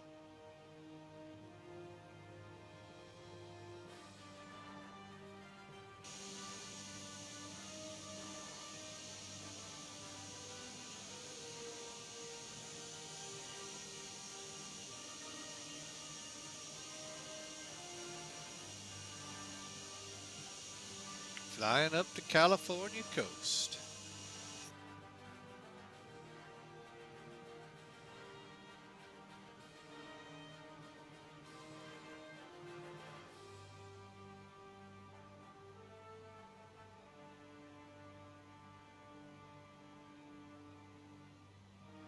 And we'll get a little closer to Salinas and then we'll connect. Clipper, gem of the ocean, high above the Cali skies. All right, now what I did here, folks, took it out of altitude select. Now I can hear y'all going, well, if you do that, you're gonna end up in troubles. Well, in order to start a descent or to climb, which we could go to 40, we'd have to move it down anyway, so.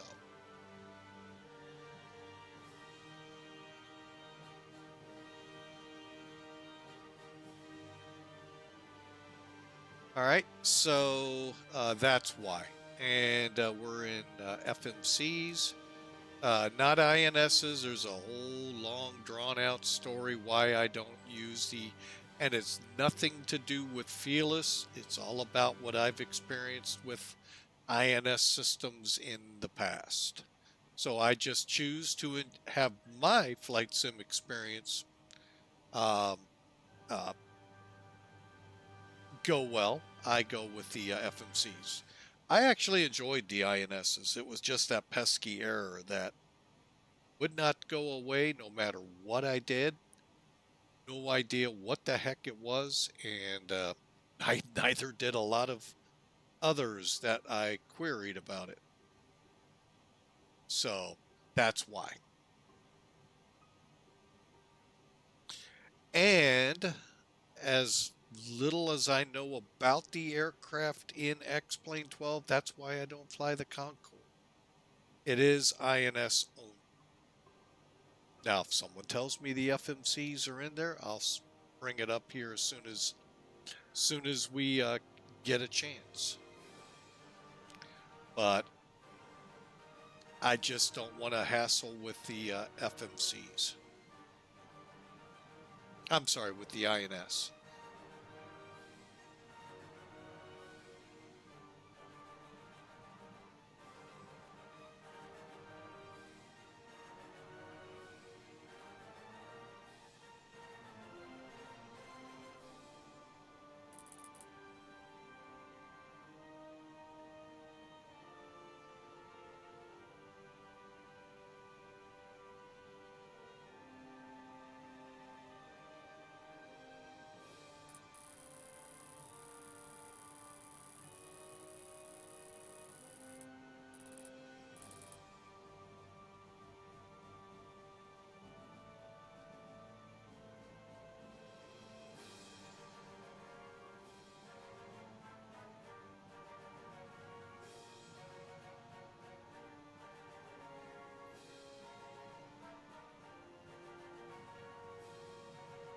Oh, I just got myself thrown off. I'm trying to figure out why did I all of a sudden lose Salinas as I'm about to cross it.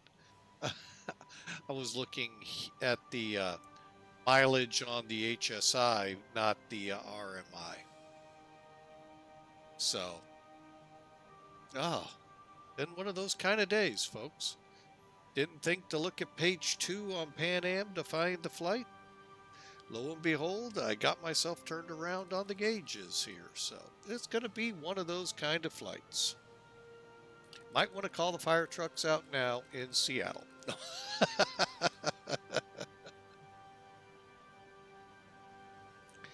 All right, so we're cruising along. I'm going to go ahead. Let's just watch. All right, so Clipper 1220.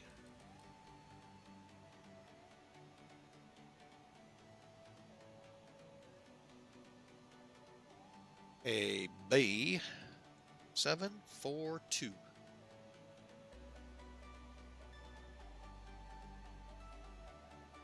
Give it a few minutes here, see how the frame rates. I didn't even think to look prior to it, see if there was any real hit on it or not. I know there would have been back in LA.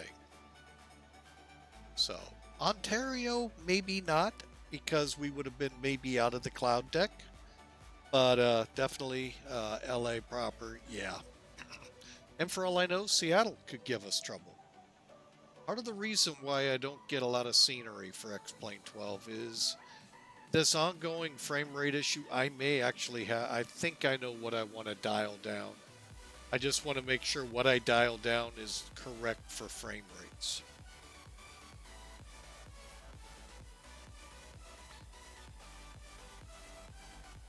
But we're doing pretty good, holding at 30. And oh,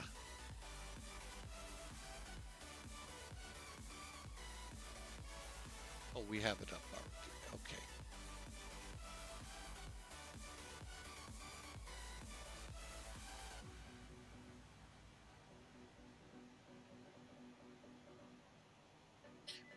Boy, I don't know about you all, but SimAware has been a pain in the rump here lately.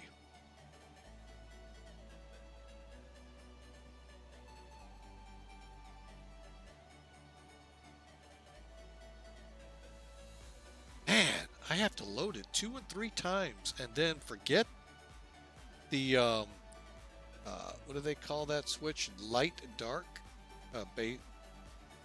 Man, it is just really a royal pain. There's Salinas as we make the turn.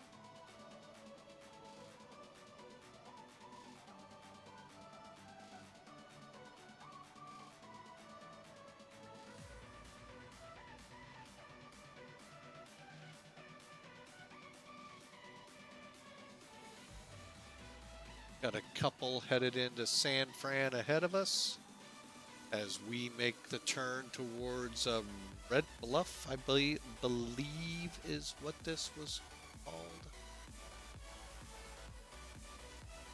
Red Bluff, VOR. Which is approximately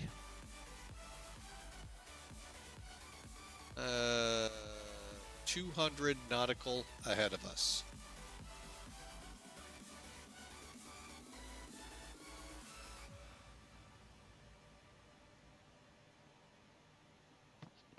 Well, folks, enjoy the music, and we'll be sitting here on the side. Questions, comments, anything. Love to hear from you.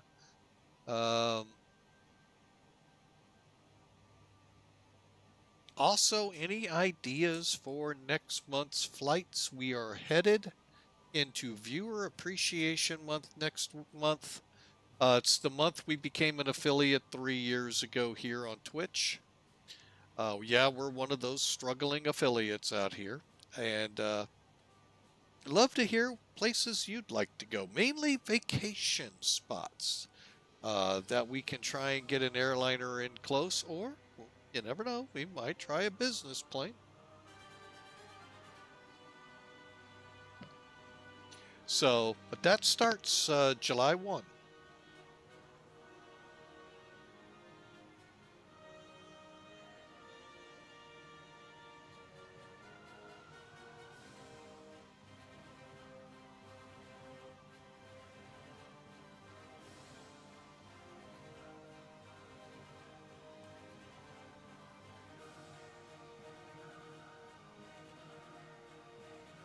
I am going to try something here.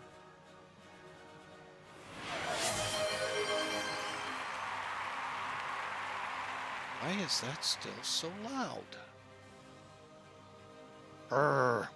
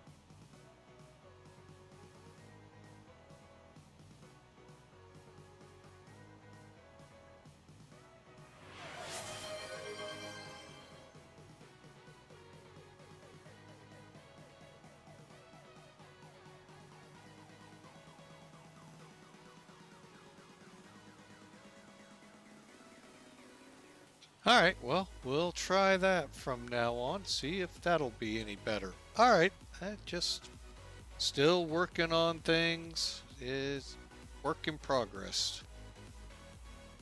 Also need to work on these new emote things, get some emotes for them and all that good stuff. So, um,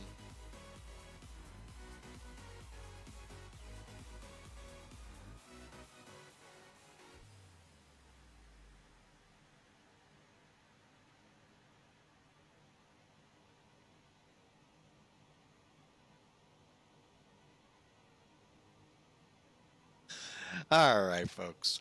So we're on our way. About 157 miles out of Red Bluff. Then we turn for Battleground, Portland, and then SeaTac at the same time.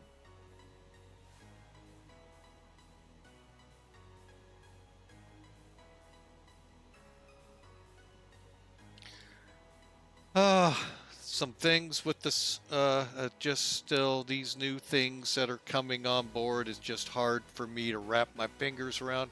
Catch them while I'm on stream, and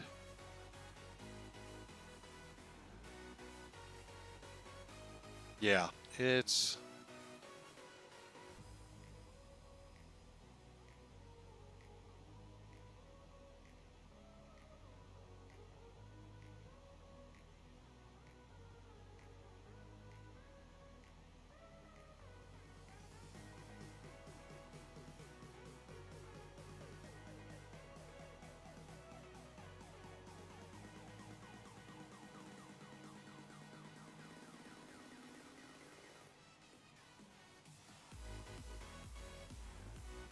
now let me see if I can't find something.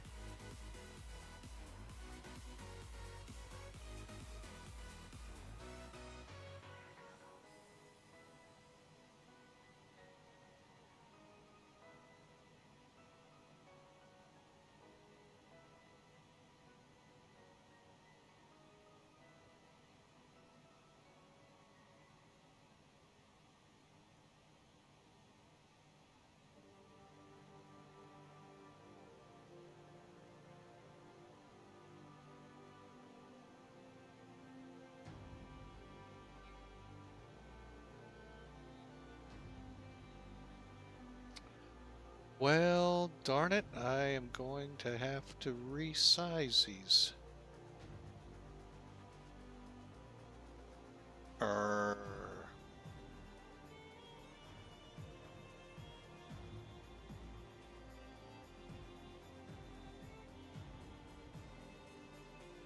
All right, well, we'll get to work on that. See if we can't find some better, or not better, but newer emotes to add to the lineup. Especially now with these power-ups that are out there, folks. We'll go with what they're using right now, but we're working on it. We'll get those emotes updated. Mine are, I think, too small. I think they're for the other emotes, and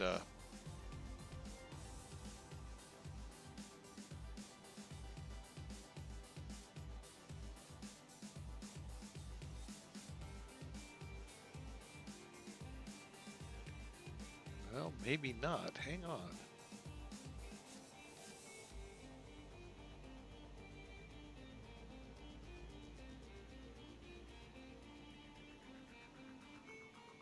Why aren't they working?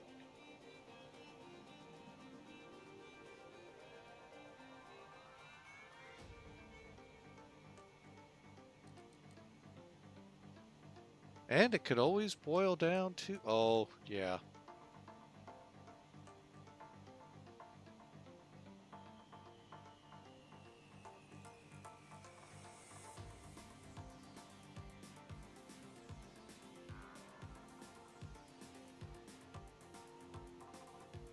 Yeah, that's what it is. They're just not the right. That's weird. So if I go to my normal emotes,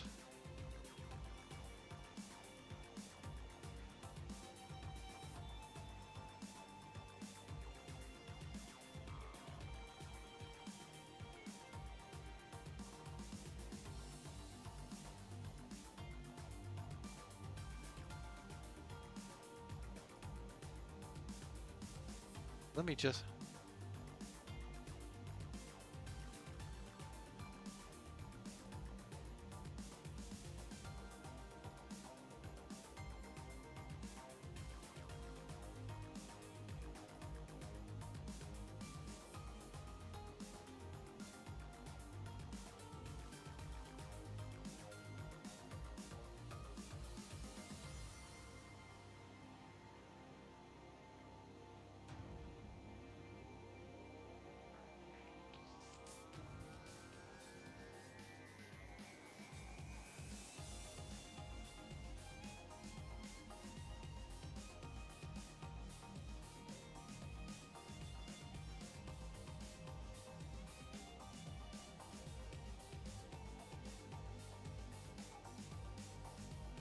All right, so we've got to definitely do some resizing here.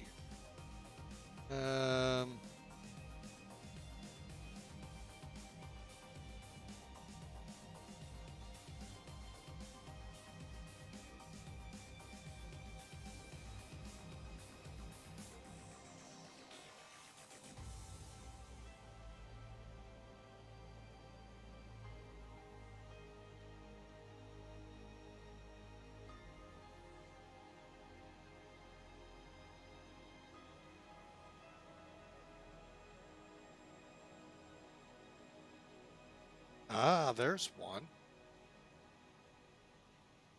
Hang on, found one. Let's try this.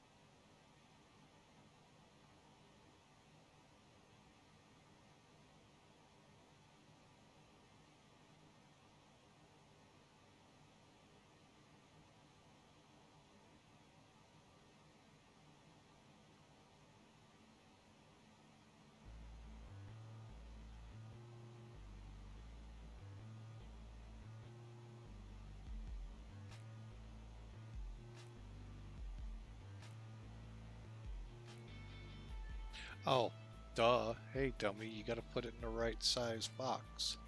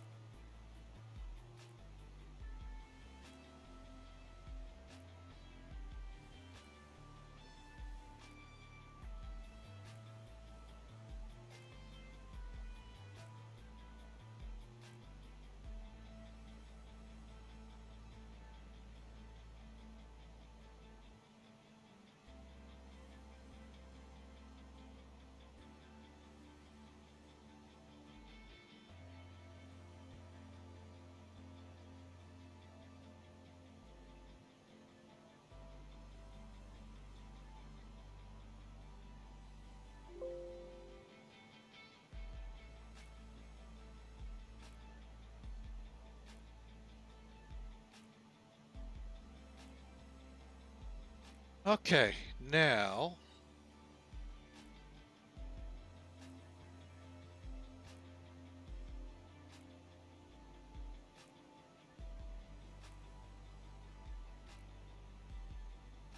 okay. Sorry, I'm talking to myself here, folks. Our nerd with wings, how's it going? I'm talking to myself here. You know, what's new? I've heard there's could be a problem with that, but you know me. All right, but we'll work on improving some of our emotes.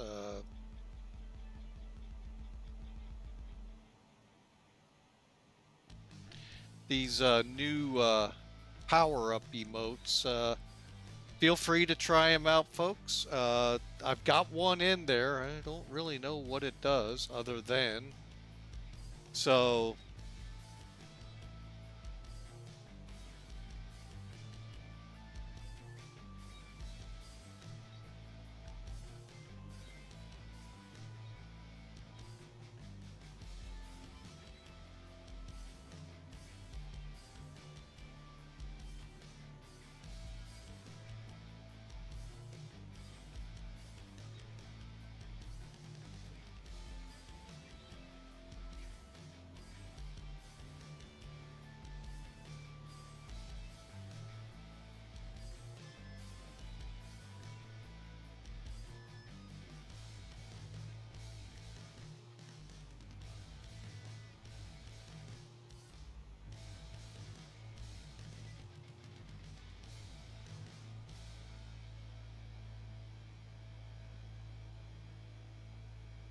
Okay, we'll see how that works.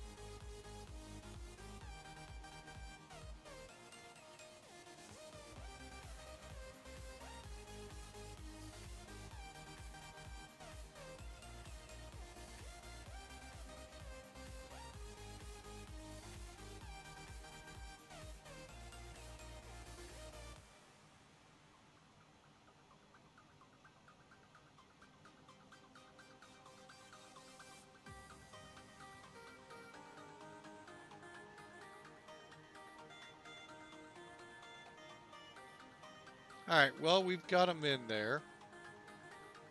All right, we're just kind of moving along here.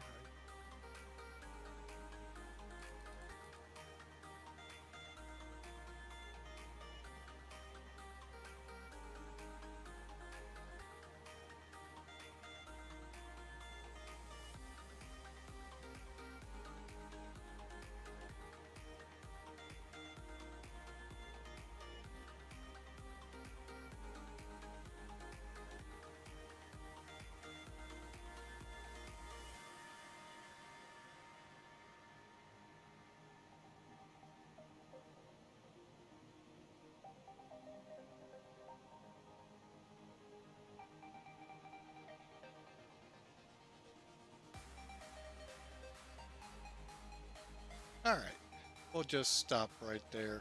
It's taking away from the stream, and we need to get back in. All right, so let's see where we're at here, folks, and hope y'all are enjoying.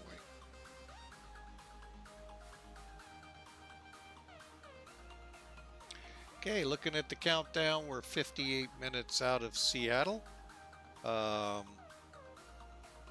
probably just passing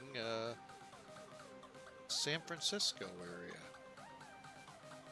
A little bit behind us, but still.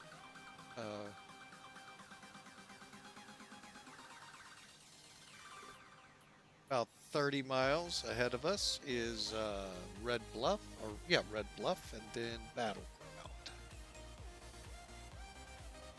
Oh wait, LMT. What's LMT? Calmuth. I forgot all about that one.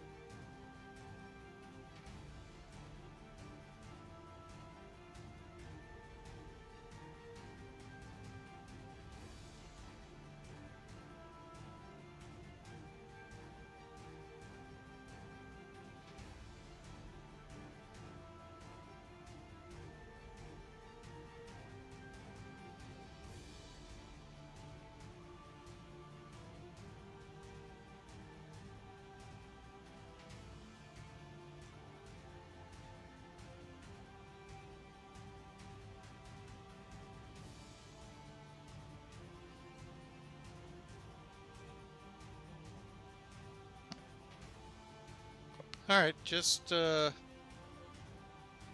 of curious out there.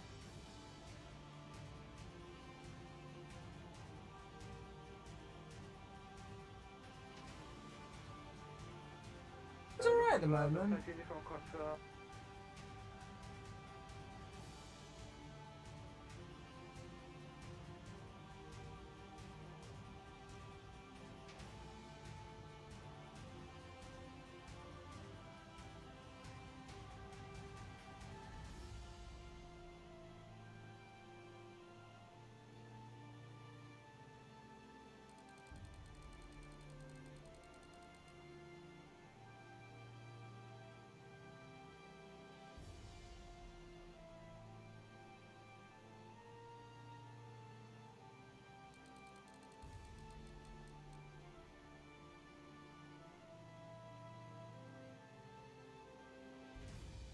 Okay, I'm just kind of curious how these are used by other streamers.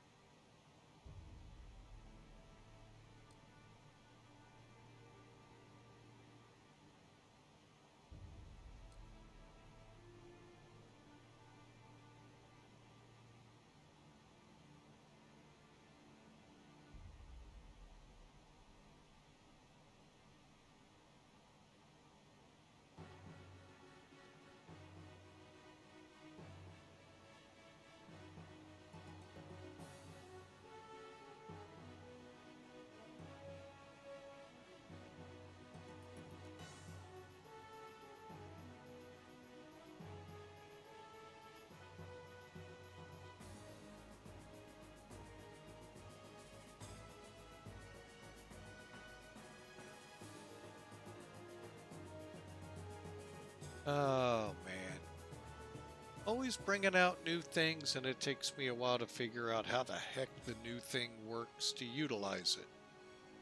So, but again, thanks for being a part of Flying with Mike. We're in the Classic 747-200 from Felis here on X-Plane 12 Beta 7 for version 1.0. So, really haven't, I mean, you want a full list of, hang on, let me see if that page is still out there.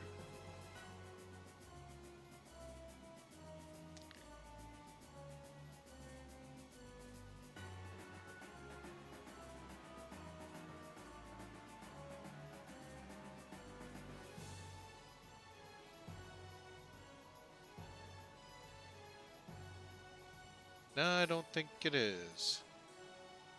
Looks like it's stopped at Beta 5, or Release Candidate 5. Well, that stinks.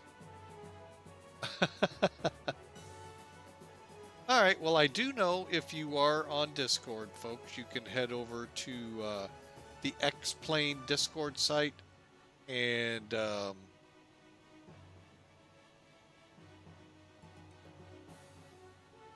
on, I'm trying to get to it. There we go.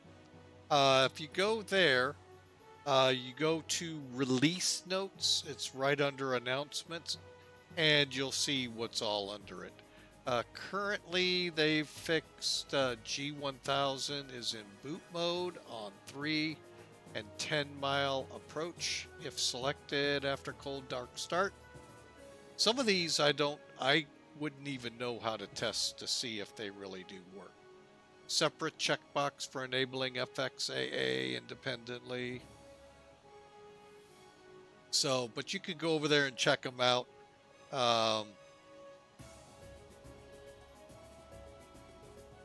So,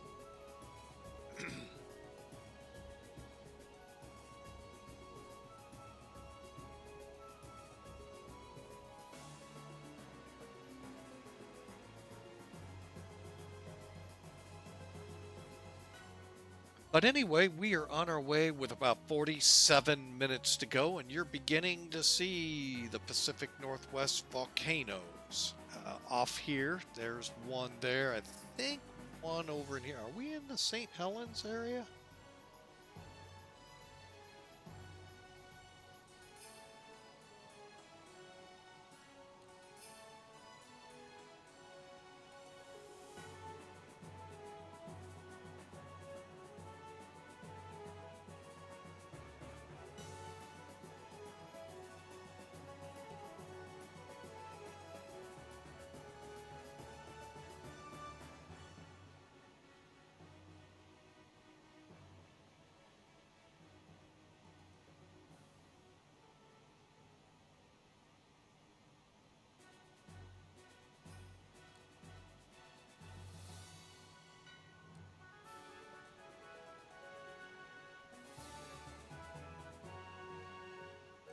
Just looking at some other sites I have here that I go through, and wow, somebody came up with a really good paint scheme for the Tolis A320 Neo.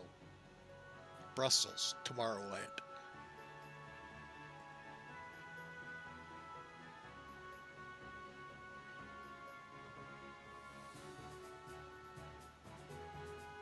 But you can now see all, it's pretty, what a lot of people don't get is there's a lot of volcanoes out here in the Northwest. Albeit, thankfully, dormant, or whatever that actually means. Talked to the seismologists and volcanists back in the 80s when Mount St. Helens blew her top. It was supposedly dormant. So, anyway, yeah, there are a bunch of volcanoes out here, folks. And who knows? Let alone the one we all know of in Yellowstone. Many a movie now have been made about that one.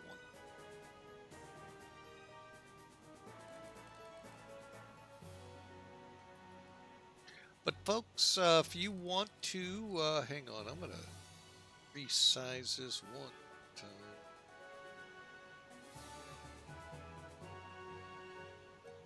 There we go. Thank you.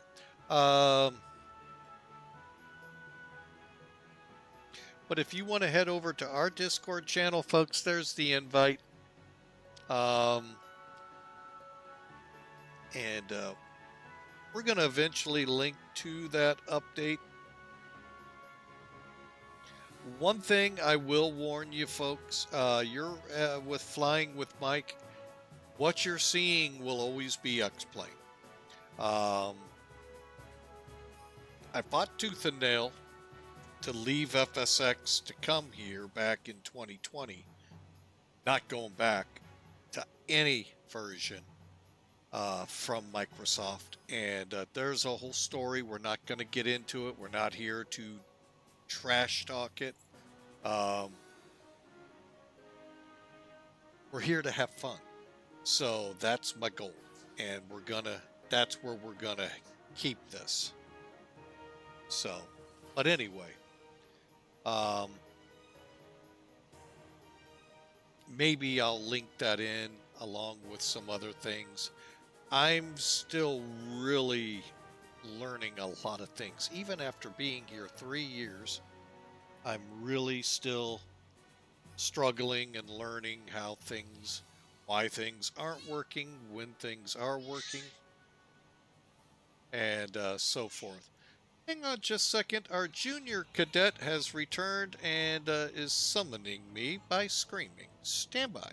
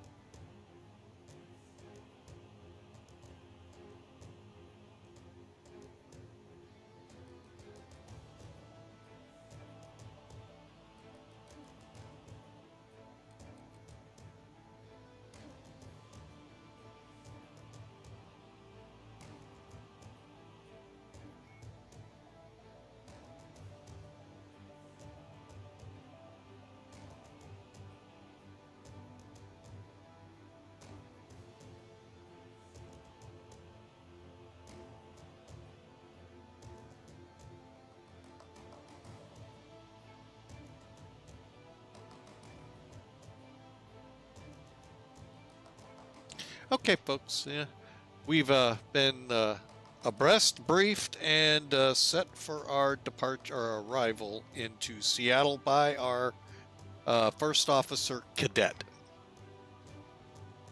Mind you, she's only 3 months old. So I'd put a picture up, folks, but you know how that goes. That's not usually a smart thing to do on the internet. But anyway, hey, thanks for joining us today, folks. Hey, it's Friday. I know a lot of people might think about scooting off to a lake or a beach. And we're glad you are spending at least some of it with us, and much appreciated. So we are, and just in case, and this one thing I do want to talk with someone here in the near future, I would like to get something up here, a couple of things on my screen, where it says Discord voice on or something to that effect, or off, and things, and get my follower and subscriber things to play nice. They have to always be resized.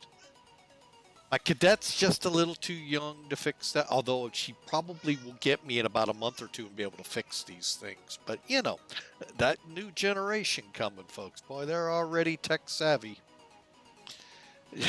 So, starting to feel like my parents. Oh.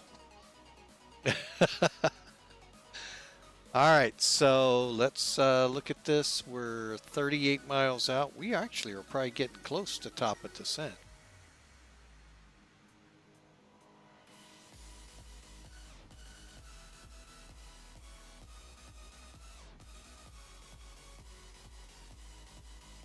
All right, let me look over here. We're 200 miles out, which is good. That means I can bring in charts. We can walk through this real quick. We'll set it up over here on the EFB as well.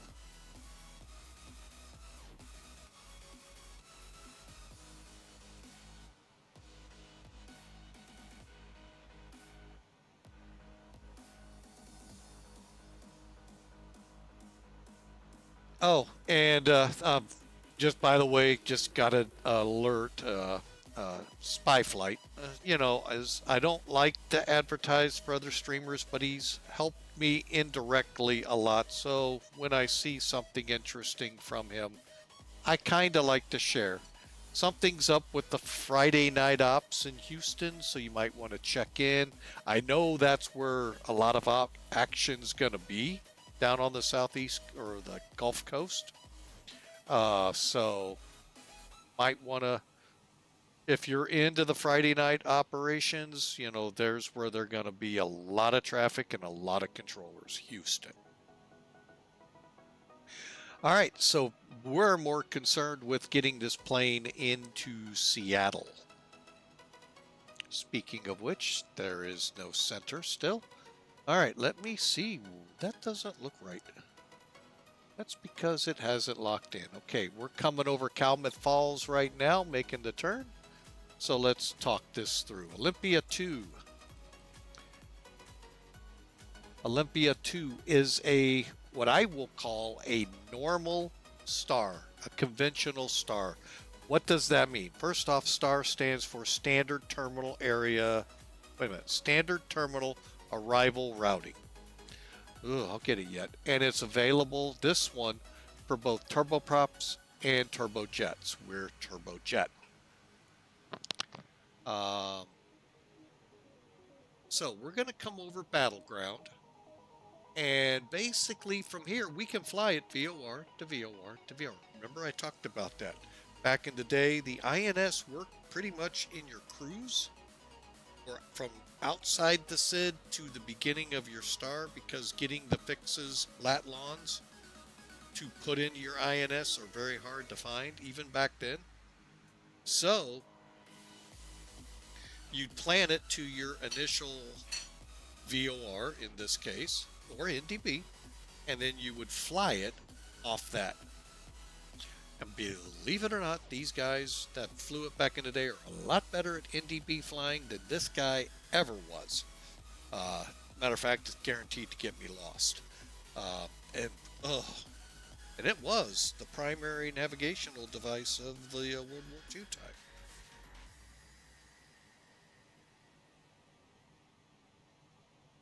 All right, so from 16.6 Battleground, we'll fly to Olympia, 13.4, and then we're going to take a course of 022 to Fort. We're landing south, so we're going to go off Fort on a 343 course, up to and to our initial for the ILS 16 Charlie, otherwise known as Center. So we're going to be coming up the channel here to Hootel, Rika, Magnum, and we may turn in at Magnum. That's my favorite point all the time. Anvil, Sodo, and then in. Let's get the important information here. Currently, we can't tell what is our CTAF.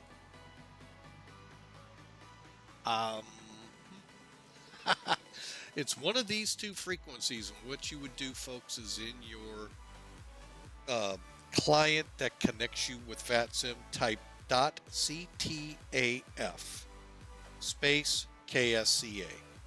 That'll give it to you. VAT USA is experimenting with this. Those of you on the ground controlling need to understand they need to go to common traffic first. Then, once they're airborne and out of the area, switch to Unicom. It's not just go to Unicom. It seems like, I'm seeing a lot of ground controllers missing that step. But obviously, they're not going to be anything done about it. So, just saying, that's how it would work.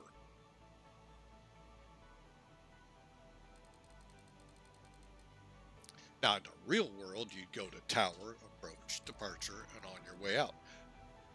Or, however, in that area. But when you're in common traffic, which an airline, I know, into Punta Gorda flew constantly, you're supposed to be on common traffic. Okay? Enough of that. So 111.7, that's our localizer for I Sierra Zulu India. Final approach course we'll put in is 164, and SODI at 900 or 1900 feet. MSL weights to 1470 above the ground. That is because of the field elevations. Now, for us to be able to land on this approach, Category 1, no special authorities, we need at least 200 feet at the base of a broken or overcast layer. That's what you get on your METAR, above the ground. So 200 and higher, you're legal to come in. Visibility for this one, at least half mile and RVR of 18. Jumped ahead there, sorry. All right, so just keep that always in your mind. We'll get the METAR stuff here in a second. All right, missed approach, pretty simple, out to Milt. Here's some additional information pertinent. For instance, number 4, the visual glide slope off your PAPIs will be different, could be different than what you see on your ILS. I go with the visual cue. I go visual. Okay, and the ALSIF 2 and PAPI left on 16 left. Okay, there's... not sure what that was all about. Really don't know what that was about. So, Griffey is pretty much when you're coming in from the north, you'll hit this and then fly to Magnum. We plan to turn somewhere in here, and we just might hook that right to Magnum. Magnum's 4,000, 3,200, and Anvil 1,900, as already briefed at Soto. Okay, and you'll be on the glide slope. So for us, will be about 1 minute 53 seconds from Soto to the missed approach point, and plan about a 750 foot a minute descent rate.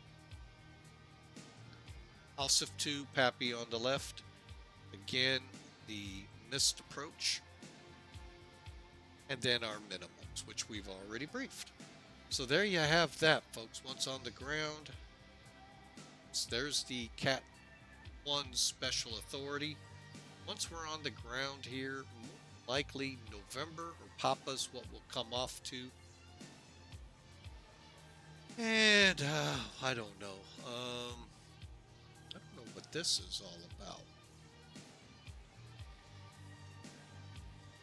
I may have to go see if I can find out if they've actually got a split here now.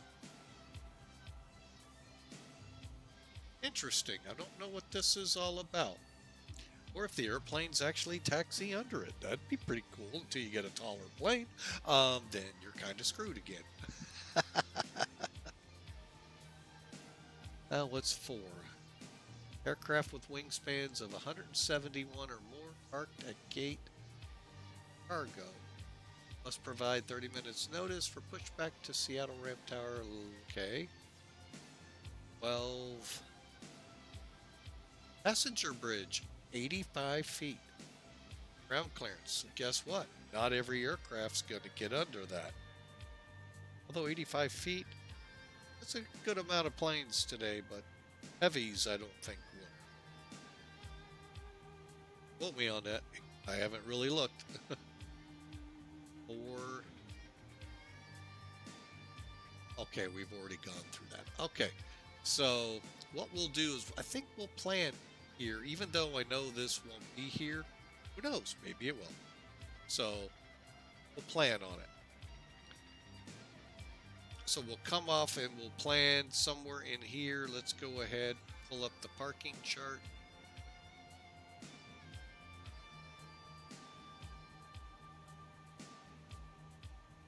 Pass it up already? Alert notice. What's that? Oh, folks, there was a rash of landings on taxiway Tango. They have hopefully changed the colors of the runways versus taxiways, so you don't inadvertently visually go, oh, look, boom, oh, we're on a taxiway. Doggone it. All right.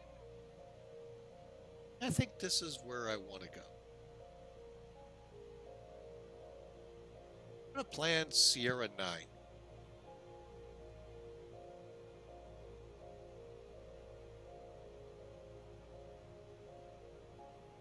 All right, folks, so there's the charts.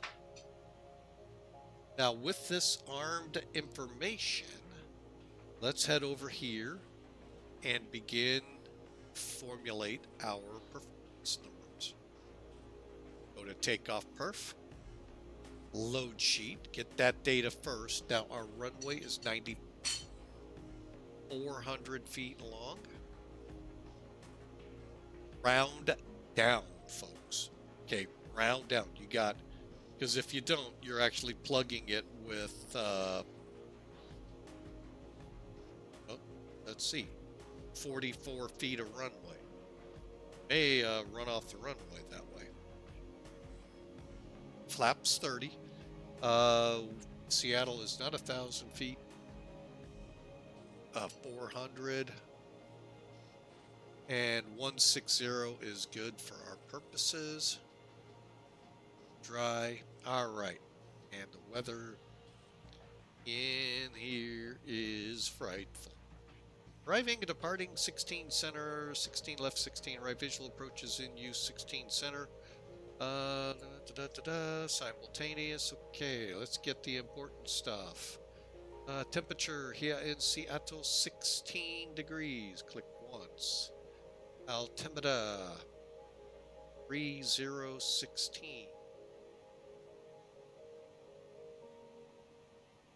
Wind 210 as of 42 minutes ago.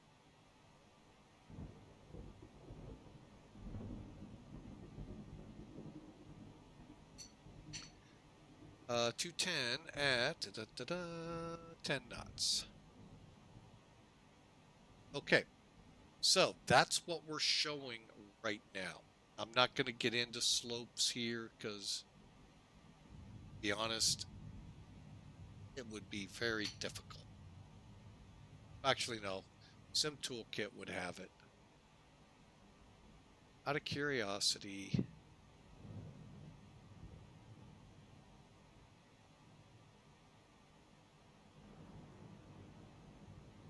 .07.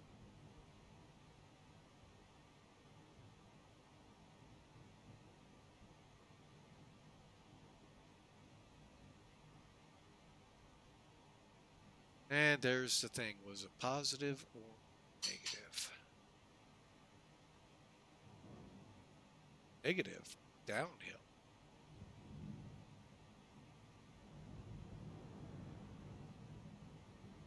All right. See, that makes a difference, folks. So now, medium brakes, we're going to go about 3/4, a little more than 3/4 of the way down, 2/3. Minimum brakes would be pushing it. Max obviously will be fine. So I'm going to set medium. We're going to plan 6,672 feet. There's our flap schedule. 140 will be our approach speed. So we planned appropriately. Passing Eugene, Oregon. Okay. Hope you all enjoyed. We are ready to think about bringing this thing in.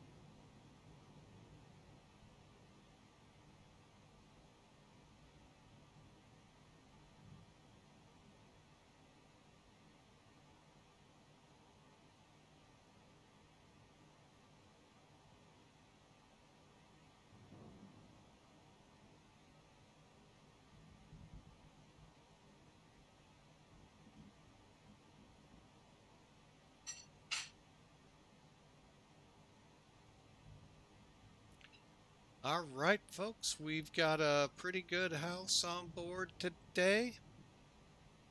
And we just ducked into another storm. Go figure. For that, let's get some anti-ice on just in case. Oops.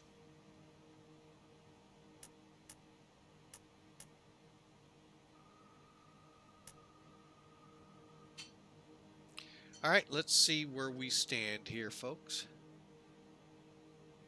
Well, we stand about 38,000 feet in the air. All right, 78 miles, top of descent.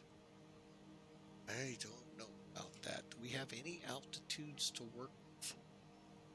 Okay, 13,000 at Olympia, landing 17,000, landing south. Okay, so that's 21,000. No.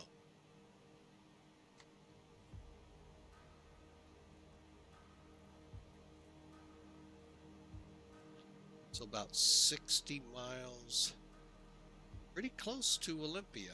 or to Battle or we're gonna be right on Olympia or Battleground. Sorry, we'll get it all right one of these days to make that at or above 17,000 mark, and 270, then 13,000. So we'll just continue right on down to Fort and head on.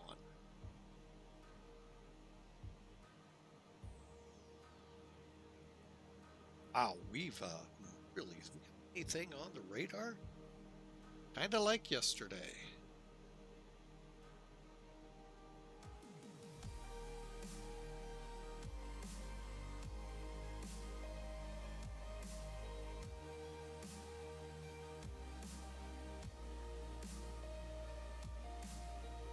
Yeah, we just stumbled into a lot of clouds.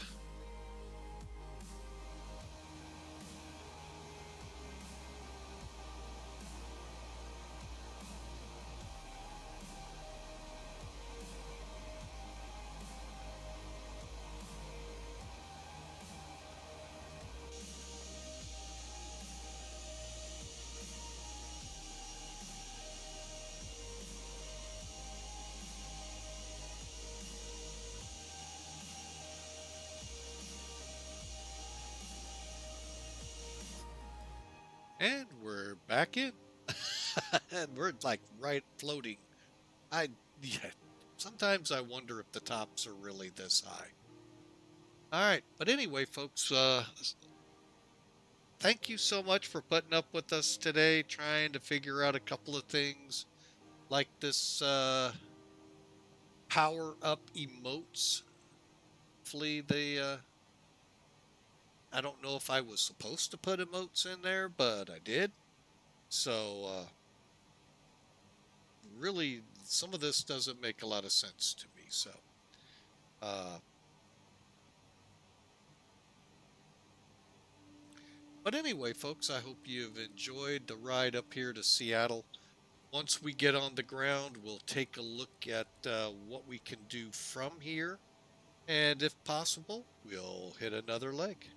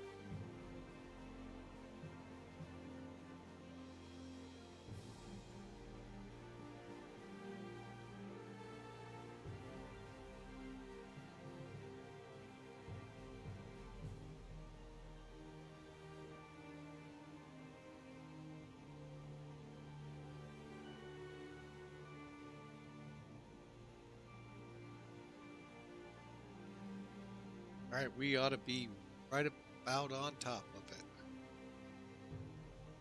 31 miles. All right.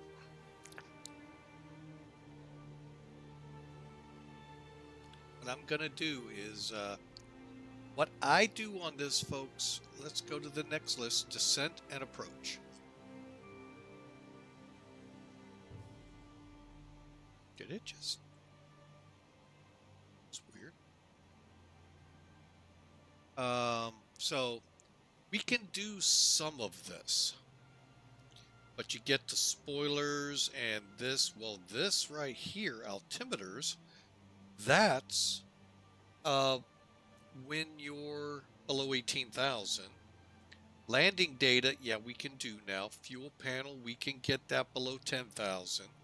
Fuel heat, actually fuel panel will start at descent by making our reserve valves go. And we got to dump our pressure. Incorrect term, I know, for those in the 747.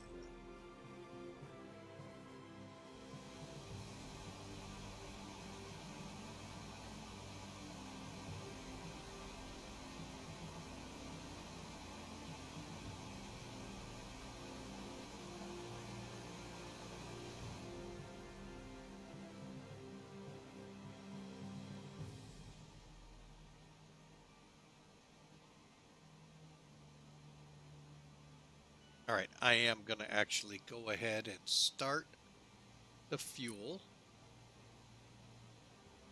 putting this 3,700 pounds into 1 and 4, which will bring us up closer, yet still below.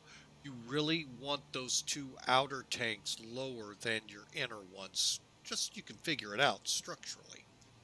Plus your center tank, you always want empty. It goes first, then you start working it out.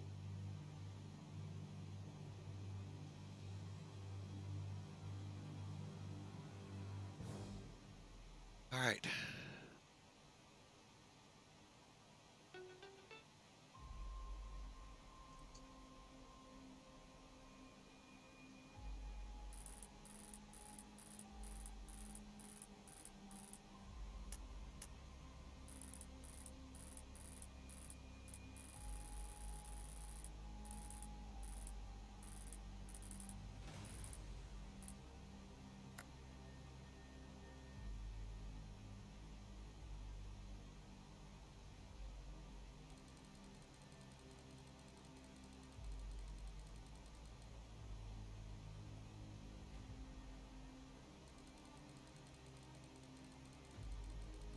All right, folks, now we're gonna maintain a 0.85 here for a bit, but eventually we're gonna have to switch to IAS because Mach speed would be too fast.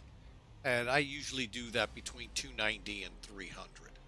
And then rein it back in even more as we get closer to 10,000. Okay. So let's start in on some of this. We've already done the fuel. We've got the anti-ice. The exterior lights, they'll come on below 10,000. We can get up here and do our auto brakes.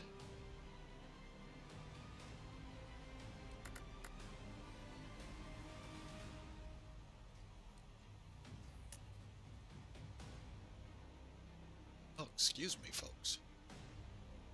All right, so we're starting down for Seattle. Now, I'm going to go ahead in case we do get ATC. I'm going to bring in the client in X-Plane. It's called X-Pilot. I think. There may be others. I don't know. So it's .CTAF. KSEA. Frequency 19.9. Now, which one was that?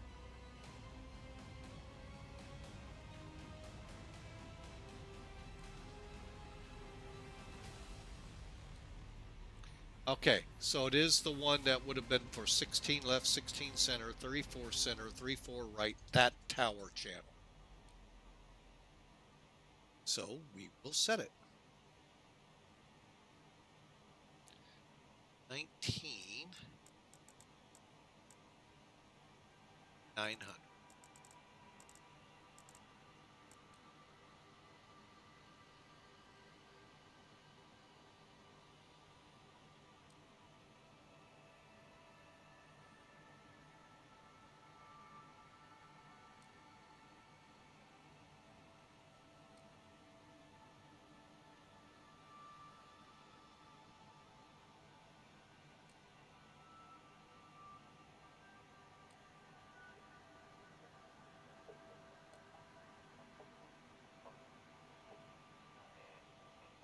All right, folks, we just crossed Portland, descending. I'm going to steepen us just a little more.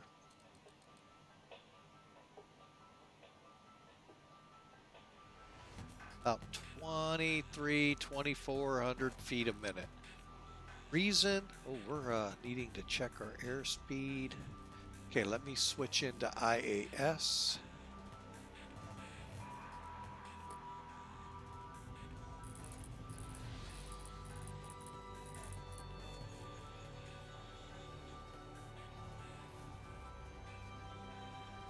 And then we'll go into go around here shortly. Okay, and we are slowing. At Kuga, well, we're doing good here, folks. Again, thanks for flying with Mike. It is always my pleasure.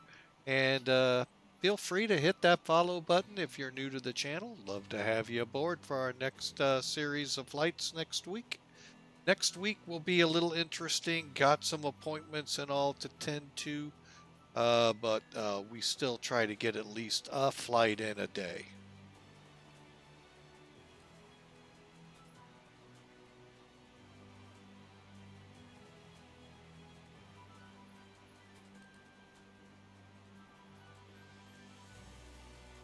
Okay.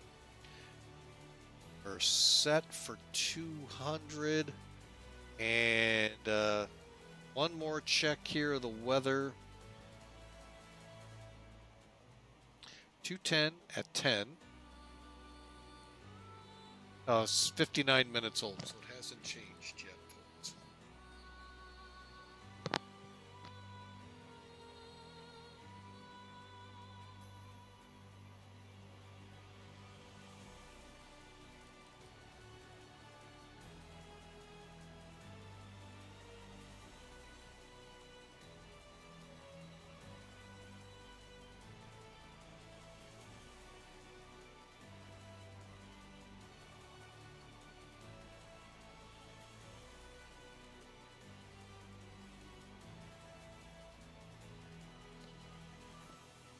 All right, so we've slowed to 300, and I'm going to begin taking a look at our pressure back here.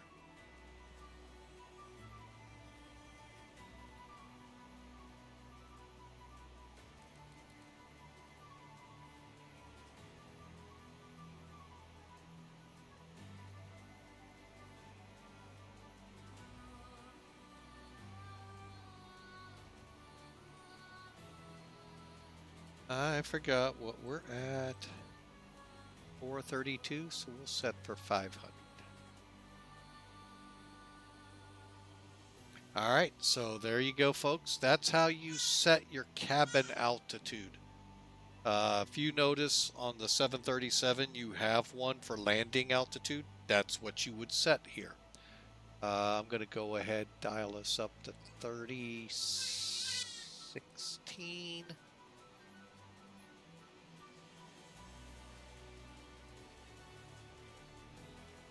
Okay, we're set here as we begin our transition down.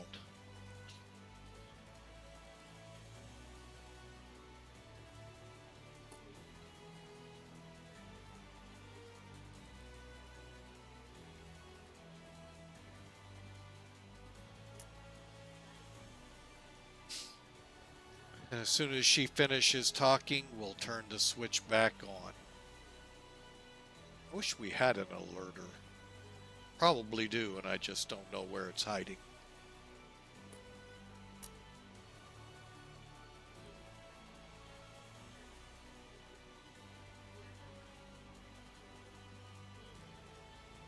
So again, hope you've all enjoyed Los Angeles to Seattle.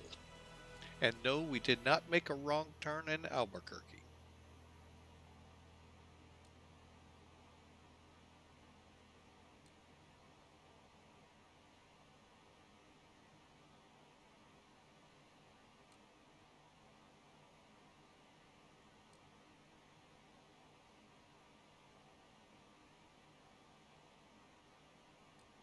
All right, we're going to go ahead, put a pause on the music as we bring the Queen in for arrival in Seattle.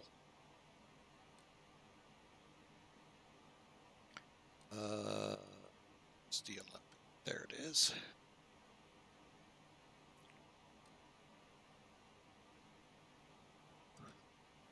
All right, 13.4 for now.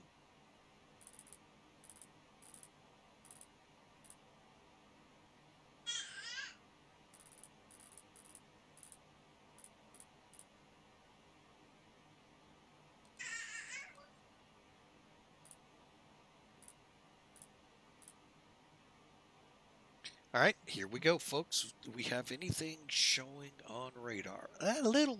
You know what? Let me set my radar panel first to even, so we're in a descent. Pick up terrain if we're not careful. Okay.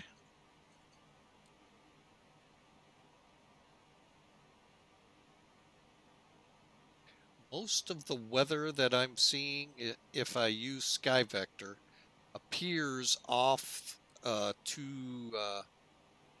the west of us, north and west, still away from the city. So there we go.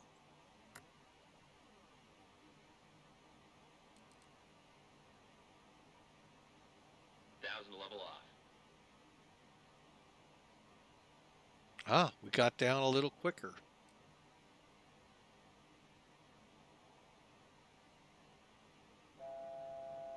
All right, and then I'll be ready to kick in. We do have altitude select, 3016.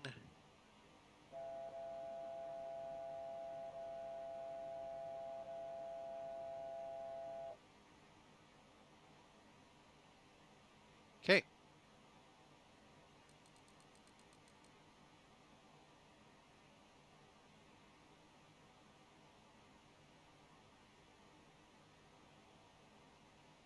And 270, I need to be slowing to.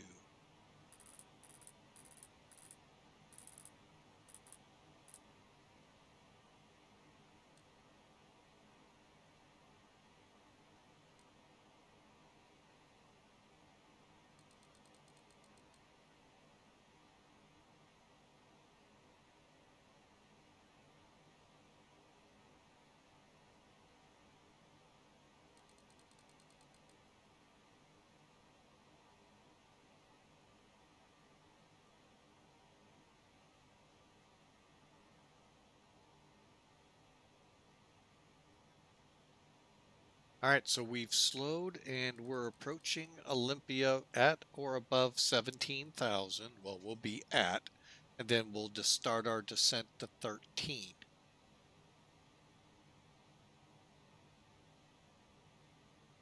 So again, hope you've all enjoyed. Thank you so much for taking your Friday to be with us. Like I said, we get on the ground, we'll do some chatting with the CEO and wife of Flying with Mike to make sure we're good, or if we're able to do another leg.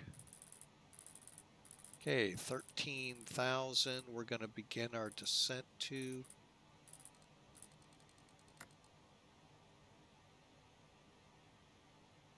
We got 14, 20 miles.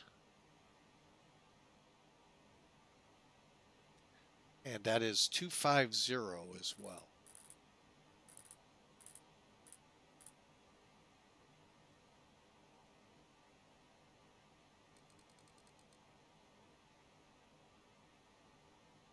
Okay, 022.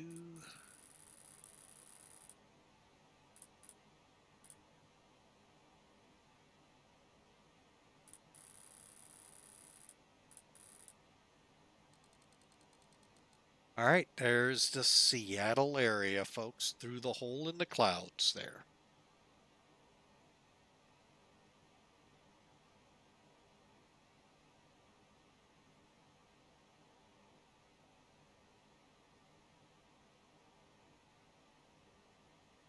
Yeah, it looks like Vancouver approach is available for those of you that are looking for some ATC action.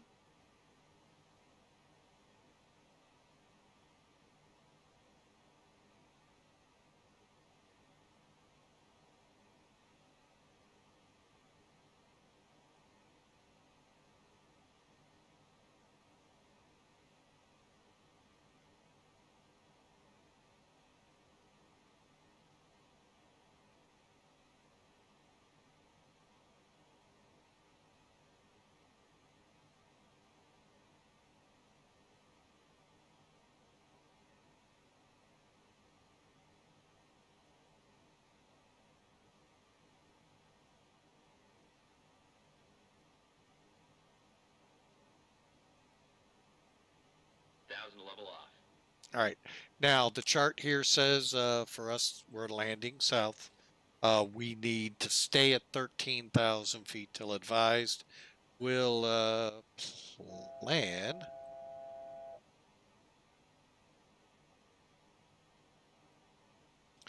Maybe a beam, or maybe as soon as we start seeing the airport, we might start our descent.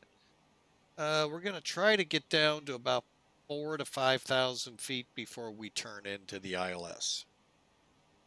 All right, so we're leveling off at 13,000 feet and getting ready, folks, to make our landing here in the SeaTac area.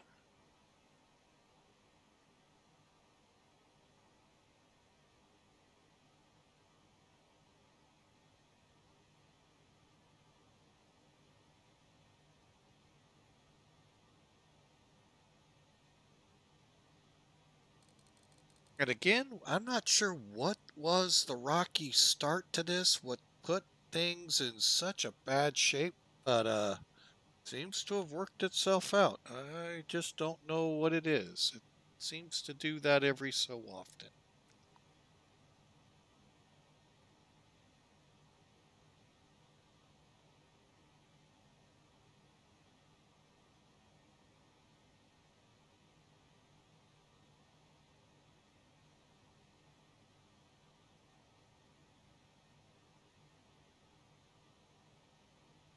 All right, so off Fort, we need to be on 343.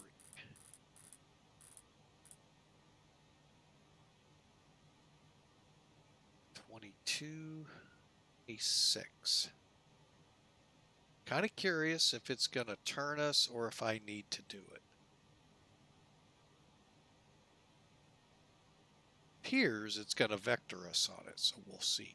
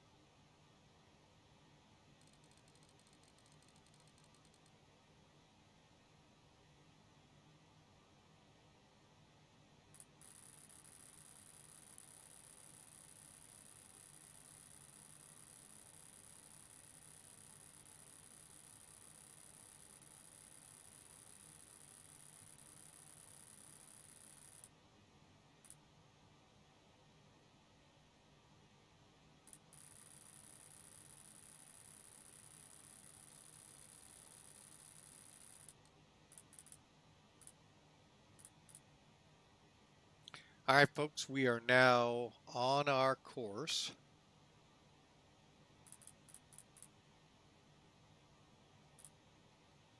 Okay.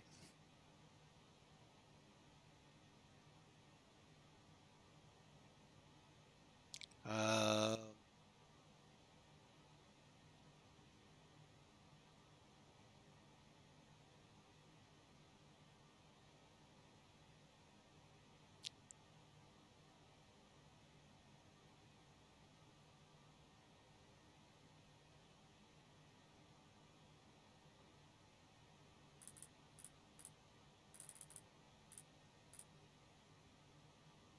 there we go, folks. We've got our ILS tuned in. We're still a long way from that. All right, we're going to go ahead to send to 5,000.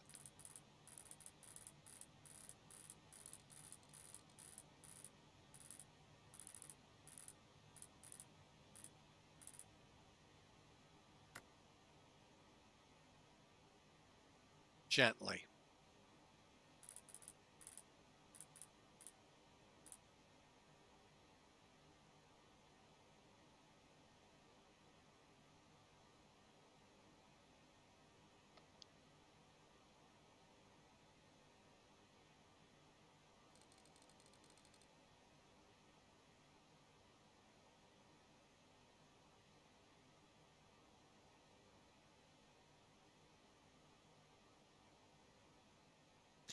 All right, folks. So we're descending and should be turning inbound here.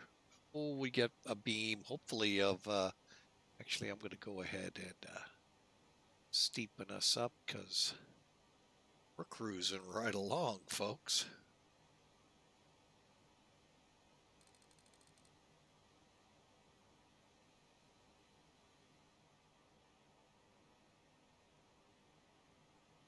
I think SeaTac is behind us already.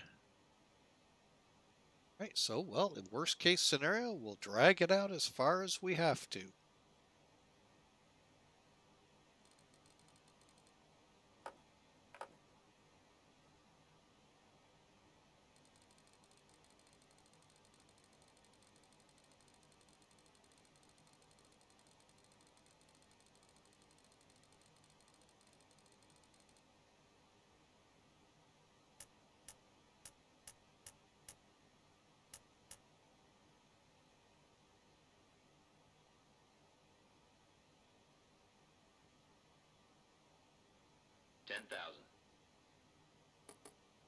Cabin crew, prepare for landing.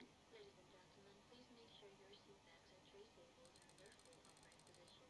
Make sure your seatbelt is securely fastened and all carry-on luggage. Approach checklist, please. In front of you or in an overhead bin. Seatbelts and shoulder harness. Firmly fastened around the cabin. Check. Seatbelts and no smoking signs. On. Anti-ice. On. Exterior lights. Check. Outer brakes. Medium. Radio INS switches. Radio. Flight director computer selectors. Check. Brake pressure. Check. Spoilers. Hold on.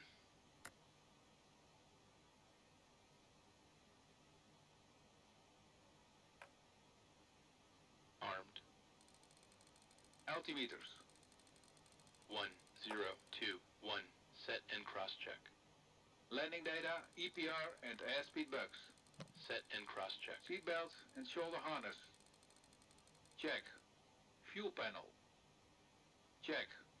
Fuel heat. Wait.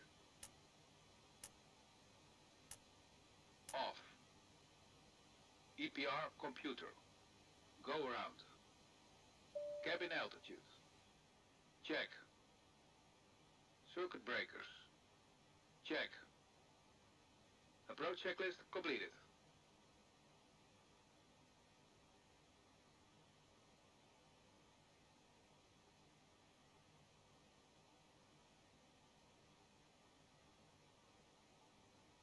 Cabin ready.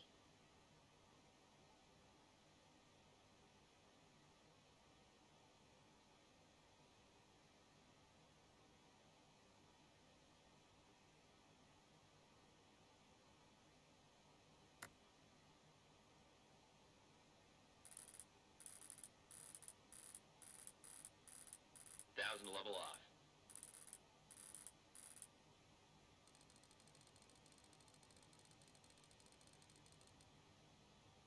All right, folks, we are now pushing over to the localizer.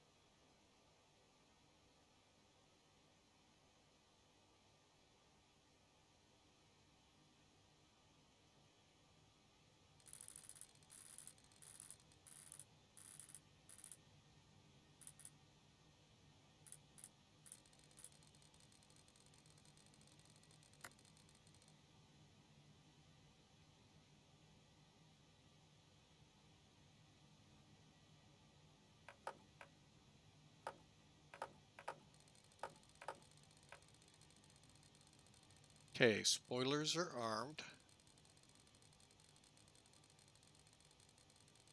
Basically, I'm just following this track in. We need to pull it back a little.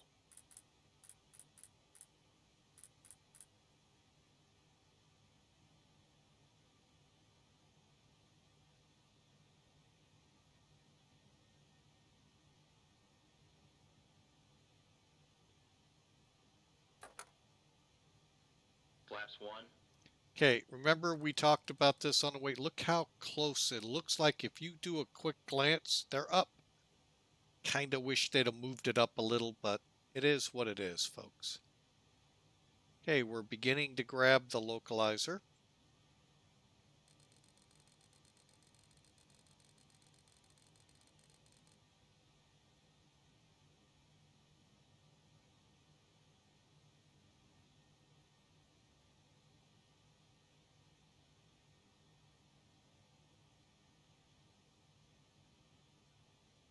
Okay, I am not certain what the heck just happened.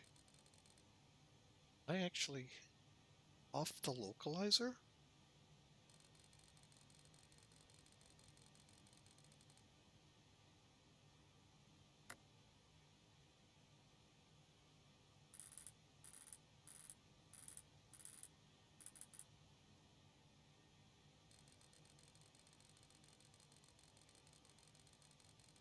Localizer alive.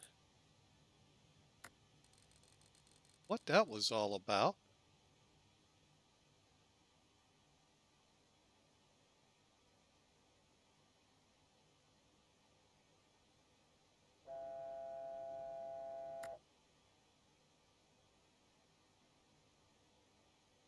All right, well, we need to be heading down.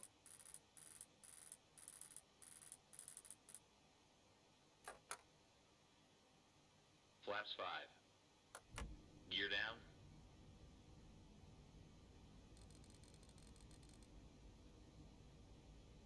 Don't like popping the gear down 15 miles out, but it will help us slow. Gears down. Green light.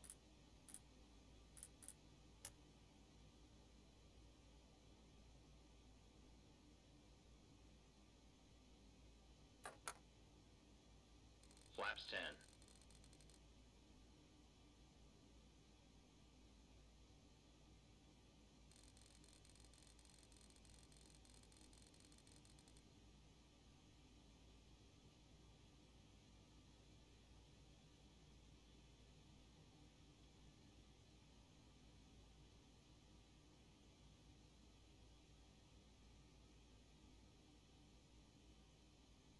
All right, so we are go around.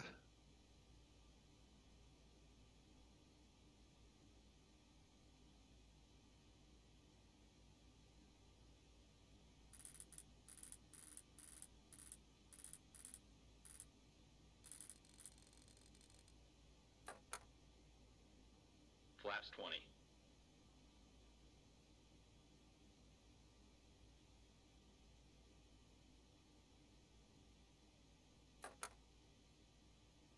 Flaps 25.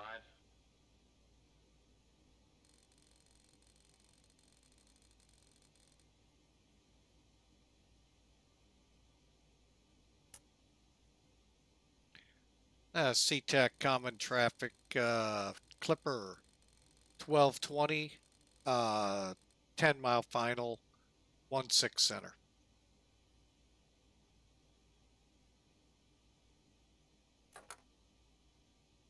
Flaps 30. Landing checklist. Gear. Down and check. Down and check. Flaps. Flaps 30. Flaps 30. Ignition. Flight start. Anti-skid. Check. Altimeters. 1, 0, 2, 1. Set and cross-check. Landing checklist completed.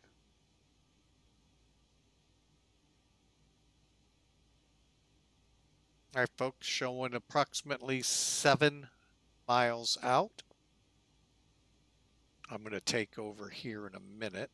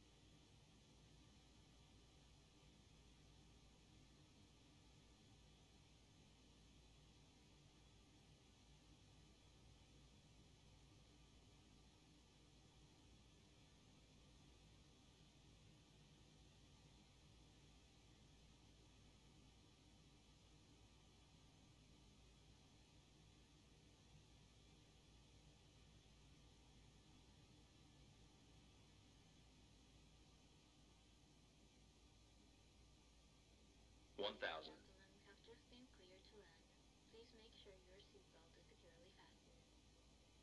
Okay, folks. Here we go. Hope you got your predictions in.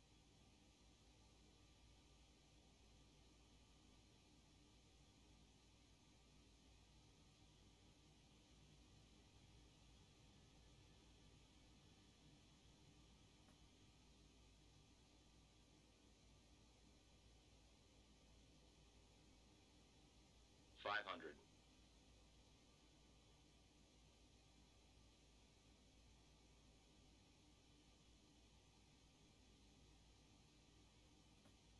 I don't like this run. Approaching minimums. Minimums. 50, 40, 30, 20, 10. Check reverse.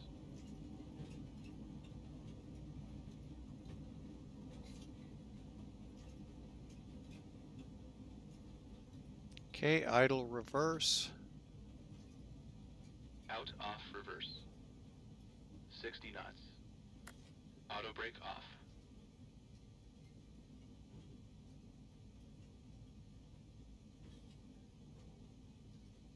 Seattle traffic, Clipper 1220 off 16 center to the ramp. Ladies and gentlemen, welcome to our destination airport. For your safety and comfort, please remain seated Flaps with up. your seatbelt fastened until the captain turns off the fasten seatbelt sign and we have parked at our gate.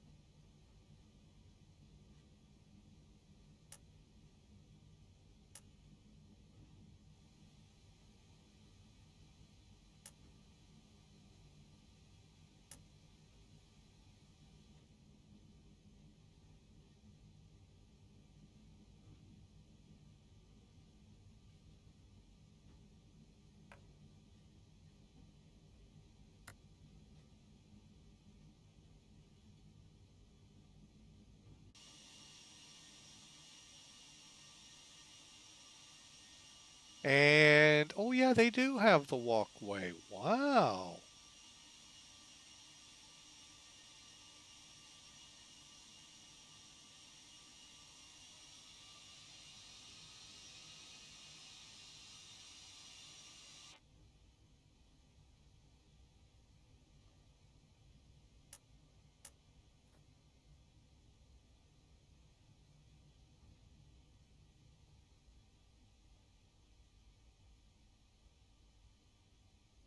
After landing checklist. Brake pressure. Check. Body gear steering. Arm. Auto brakes. Off. Ignition.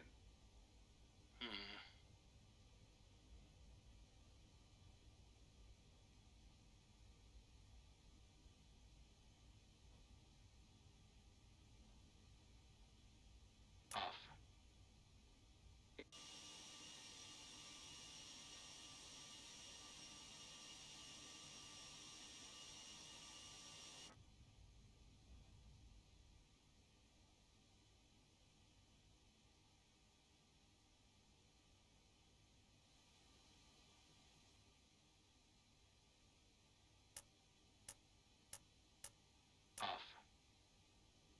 radar and transponder. Damn.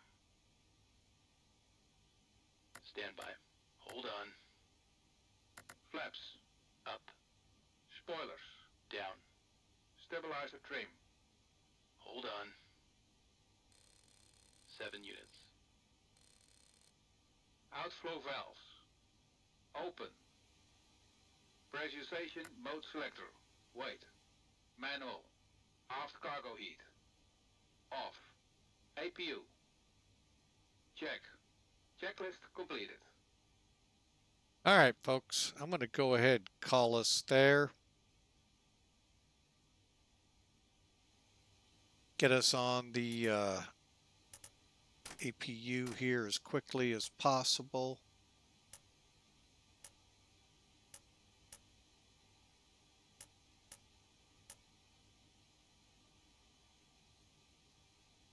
Okay. To include,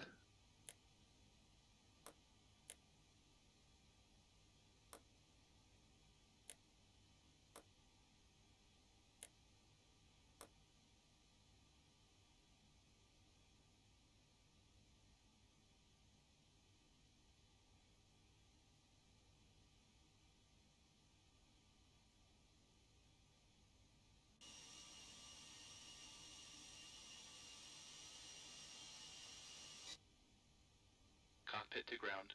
Put the chocks on.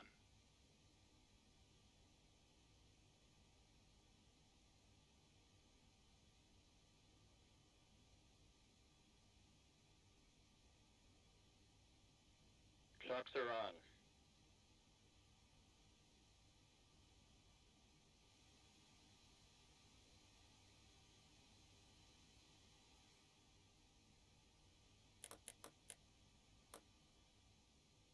all right, folks, we're in the blocks now.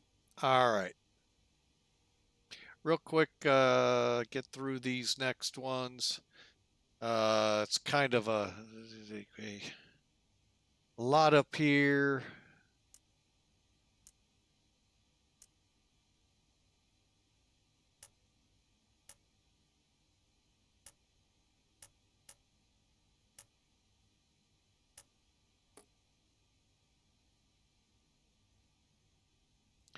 Okay, pack valve, fuel boost. Try to get as much of this lined up.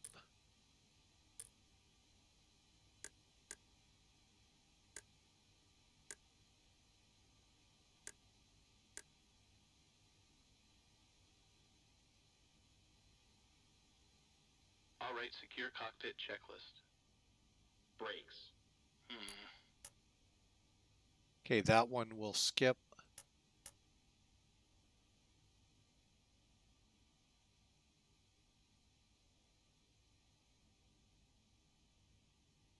Beacon lights. Off. INS. Align. Probe and window heat. Off. Pack valves. Check. Fuel boost pumps. Off. Reserve tank valves. Closed. Hydraulic panel. Let's see.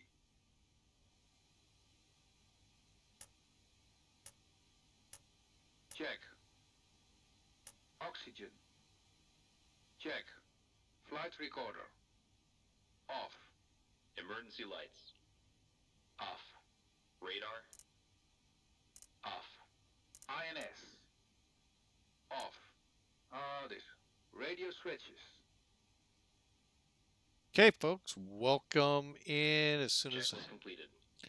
All right, so let's wrap it up here.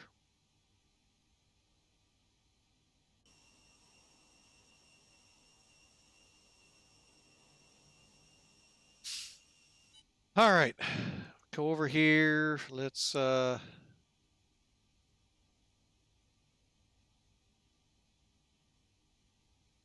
again, folks, that would be very tough because it could start triggering where we couldn't operate. So we'll go ahead and disconnect. All right, welcome to Seattle.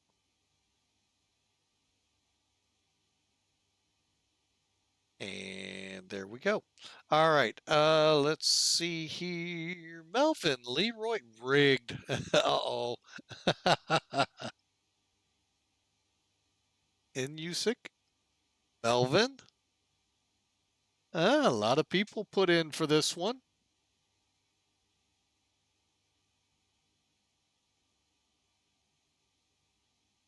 Wait, what?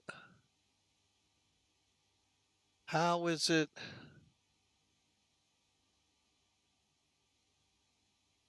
I'm not really sure how I won that there, Melvin.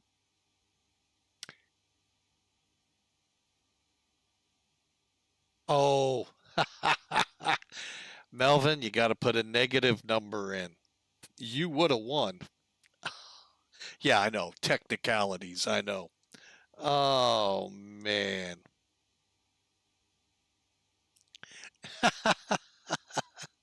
All right, folks. Well, you just saw that there. So, all right. So let's come back out here, get a better look at the airplane.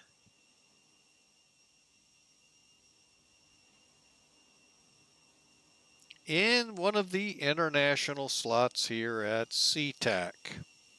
All right. Let's get rid of X Pilot. And I'm going to go ahead and drop those at the top two. Let's take a look at Sim Tool. Actually, yeah, Sim Toolkit. First off, to report from the airline perspective, file, flight filed. I know, I'm going to have to log in. I know. 214 feet a minute. I like that. And I'm sure our CEO enjoys that too.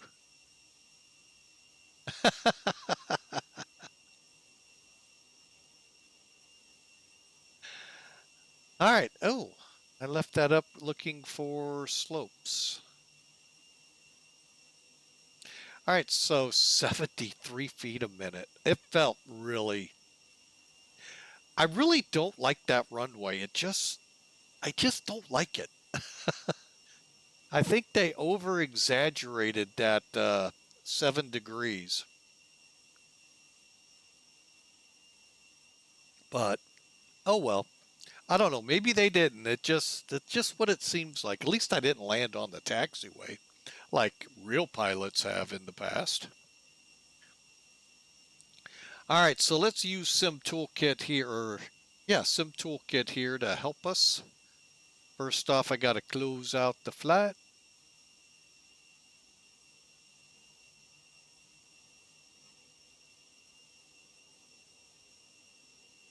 All right, basics to this 2.5 hour flight, 830 miles, 24,300 kilograms of fuel, 1.1 G for the landing at 73 feet a minute. 125 knots, which, you know what, I'm going to look at in a moment and see how close we were on predictions. All right, I wish I could say better on touchdown point.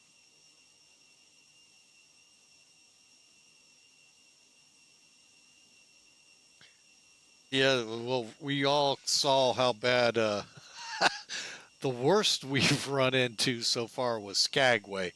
I still haven't gone back since they fixed Anchorage to see if maybe they got Skagway.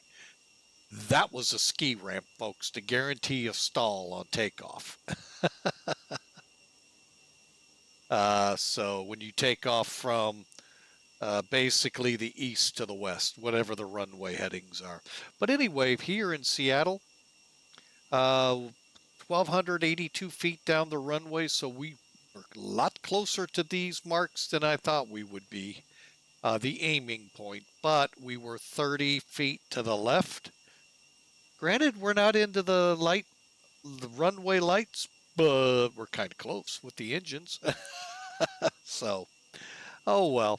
Overall, the numbers look good other than that part. All right, so that was a fun flight. Let's pull Sim Toolkit down for the moment. See if we can still pull up. All right, so what we were, okay, we were slow. 133 was our landing speed. So, well, you know, we did our best. Hey, got a little slow, and I knew that because I just don't like this runway, how it slopes. I need to kick over to the other one. Maybe go with what they suggest, the longer taxi one. So, all right, well, folks, as promised, I am going to take a break here.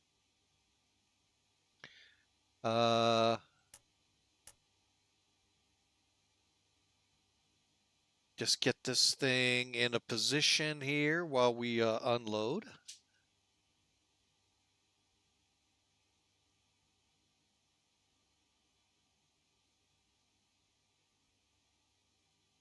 And while they deplane and unload, I'm going to go use the restroom, and we'll be back here shortly. Let's see if they open the doors up for us. They sure did.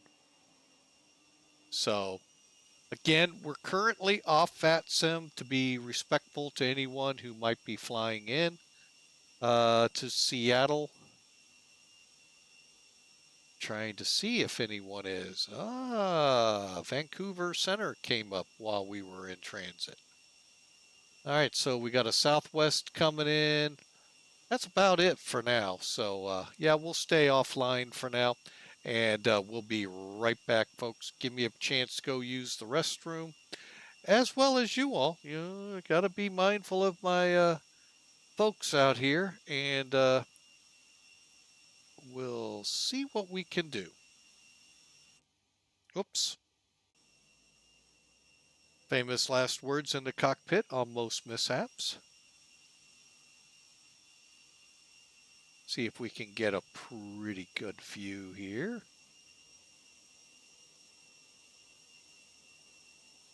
Not really. Not with this storm front moving in.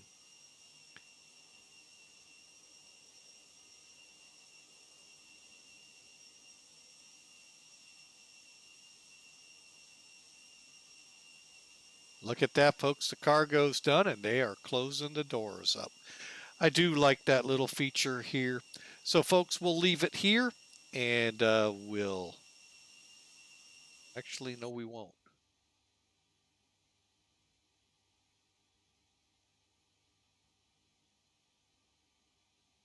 Okay, we are shut down. I was like, are we really shut down?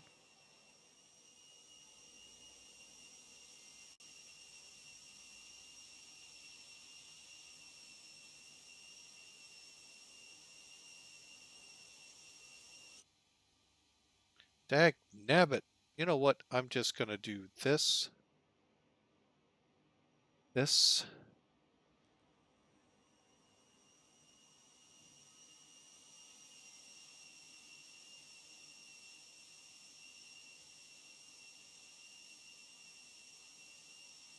Looks really good to me. Be right back.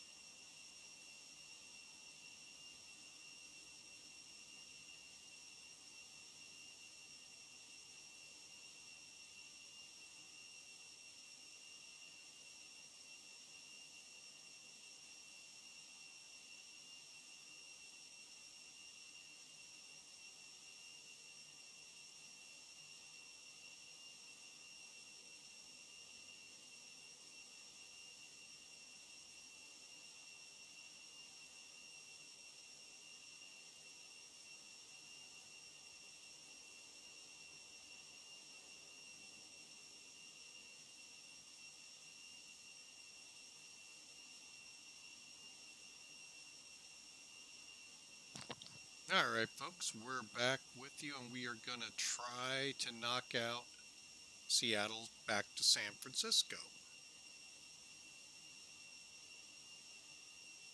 And in order to do this,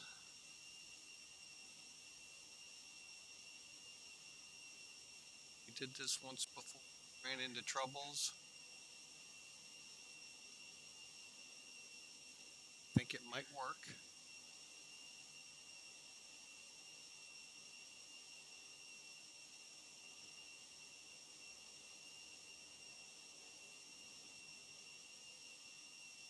All right, so let's get over here to the Pan Am site. Again, folks, if you're interested in joining a VA, take a look at Pan Am. If you're into the Pan Am fleet, Pan Am style, we are still building flight schedules. It's quite complicated, I'll give you that much.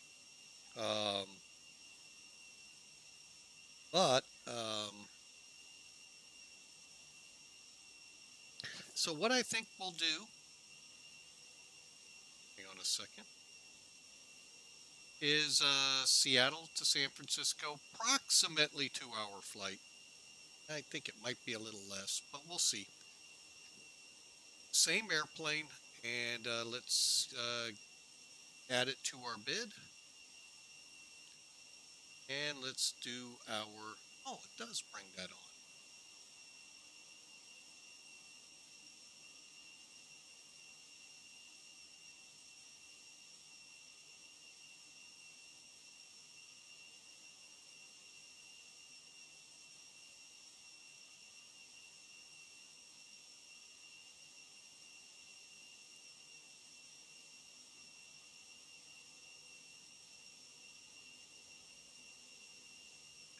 All right, just getting and looking at the route we're given.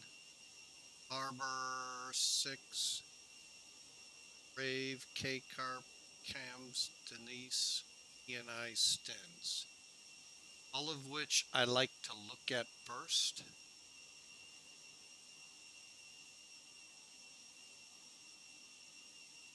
Sure, these are good full turbojet.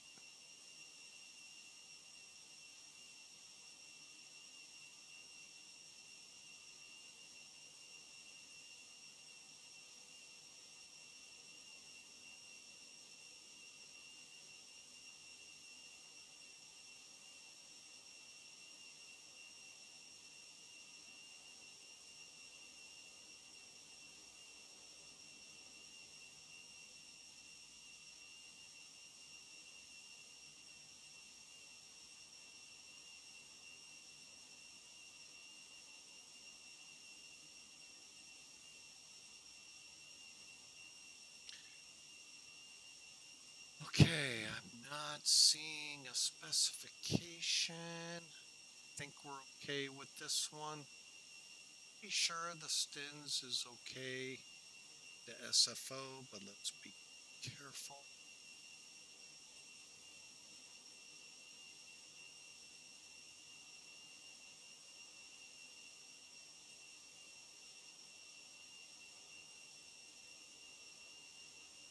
Okay, no specification. Okay, cool. All right, so everything's looking good there, folks. So we'll take that. And what I did is I just went over to Sim Toolkit, put it in real quick. Okay, so time out of here, 20, about 25.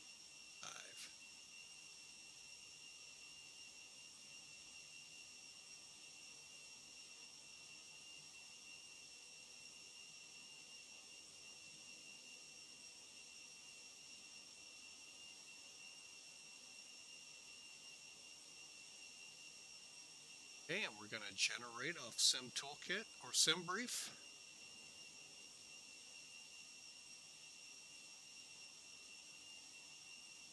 And there we go.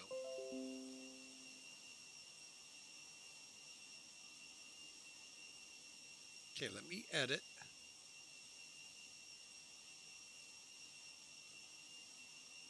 My plane in, save. saved.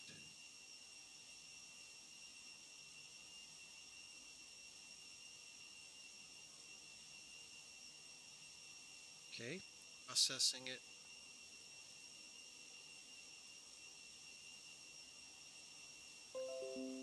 All right, so Harp 6 Embrave to Carp, Camus, Denise, ENI, Stens into 2-8 right. I think that's a pretty fair run. Let me save this flight.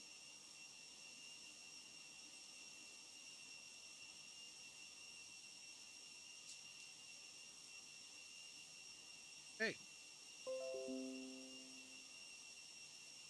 All right, so that's been saved and we've got it set. Now all we do is click download. All it's going to do is just slightly tweak numbers for the aircraft. And here is, by the way, our crew. First officer will be Donna Savage, and then all of our flight attendants.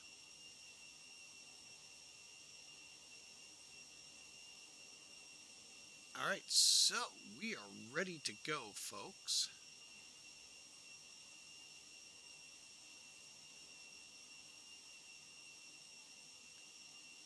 Now, what I can do is view right here our flight plan.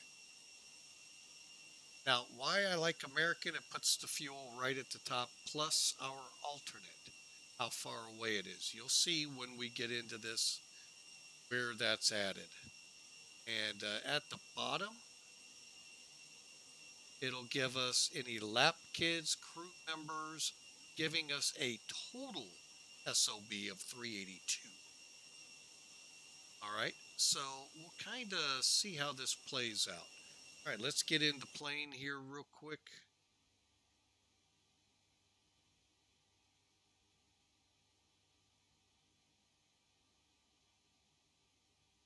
And let's see how quickly we can get this thing ready to go. Back up here, turn to radio masters on. Align. And align.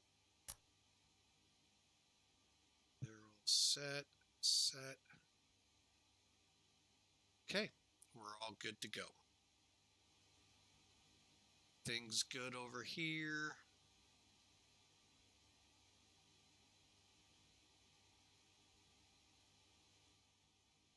All right, and you can see we're empty of everything. So let's head over here to the load. Today we have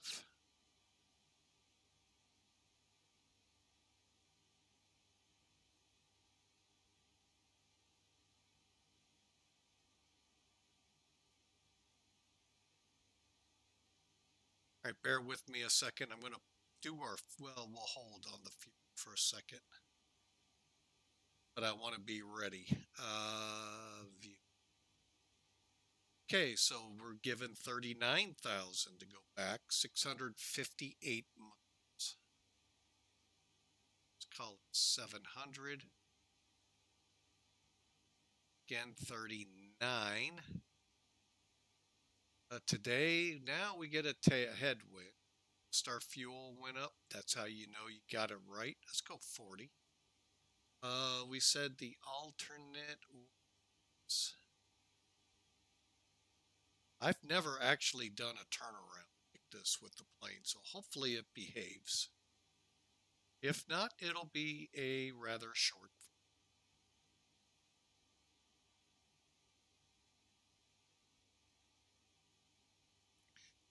Okay, today we're going to go with 75%. It's us up.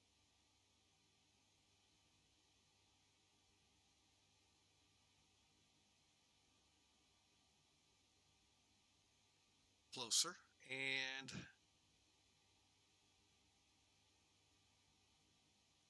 about 10,000 off.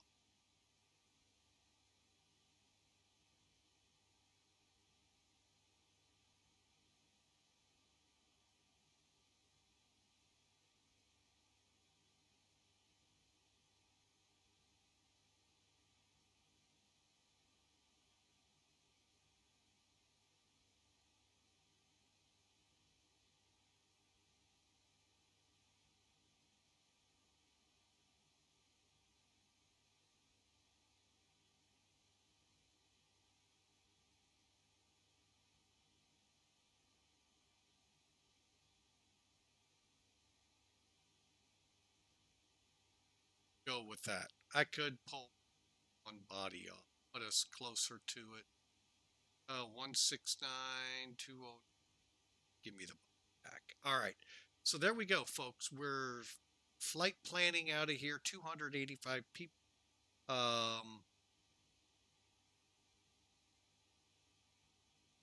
Cargo.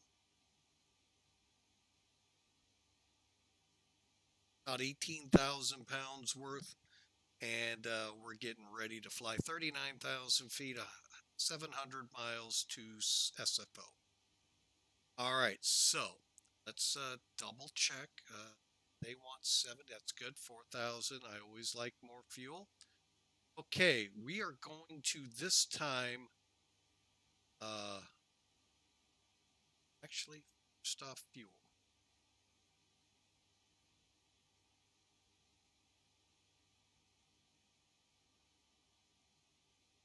Gonna let the tanker fill us up.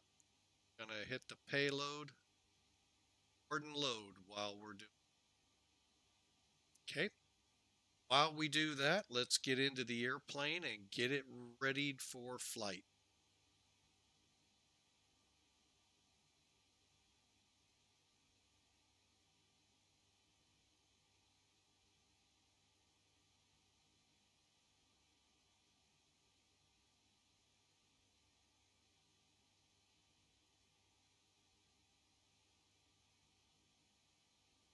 All right. That I didn't mean to. All right, so let's bring charts in. Verify everything.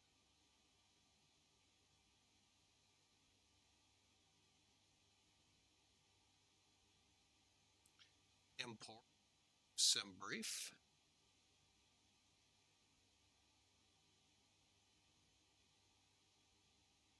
All right, so you can kind of see how kind of crazy this departure is going to be. We're going to go out for a little bit, and then we make that hard right-hand turn and fly down. Harbor 6. Now we're going to take off 16 left. Yes, 16 left.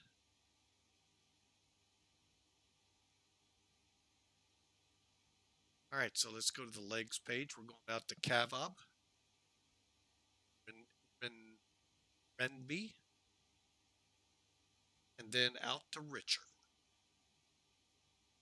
Emerald, Harob, Ebre, where's Ebre? Oh, Harbob, Ebrave, Kate, and we're on track. Oh, I see what happens here. Okay, so if you're doing the ISQ transition, go to FEPOT.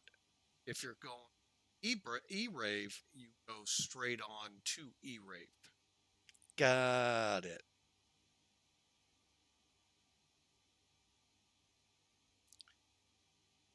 Okay, and again, that's why I do these things. Then we're out to K-Carp,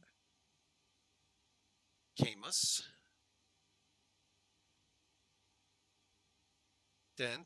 Denise, ENI, and then we start in. All right, bear with me. Let's do our departure. 16 left. Arbo.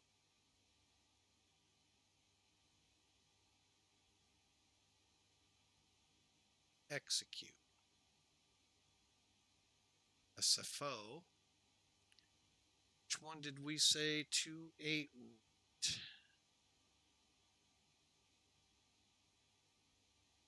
Yep. Okay, first off, we're coming in Stens.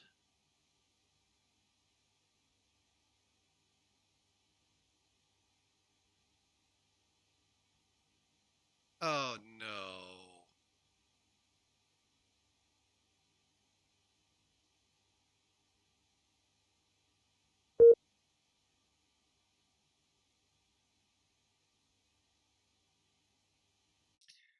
Oh, we crashed the desktop. All right, folks, we're going to Really?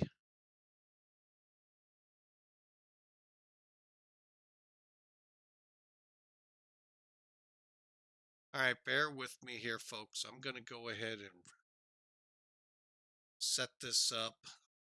Just try it again. We weren't too far in. Now we're going to have to go through everything.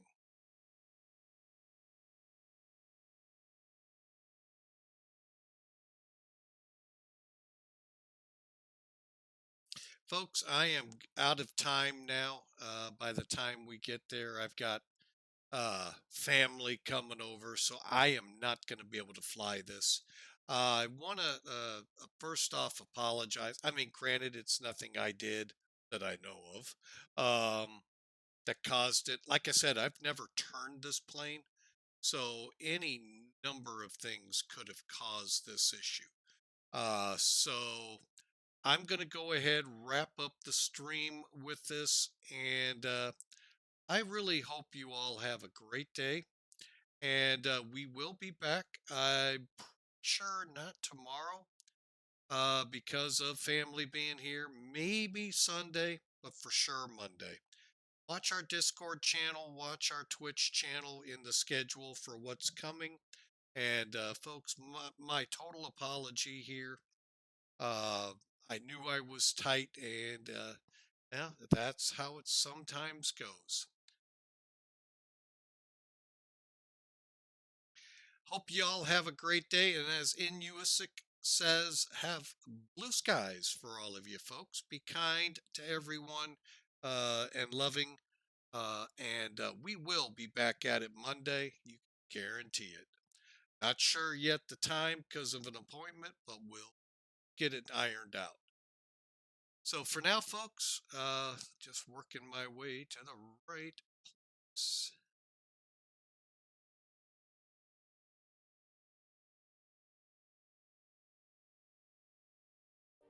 I hope you all have a great weekend. God bless you all. See you Monday for sure.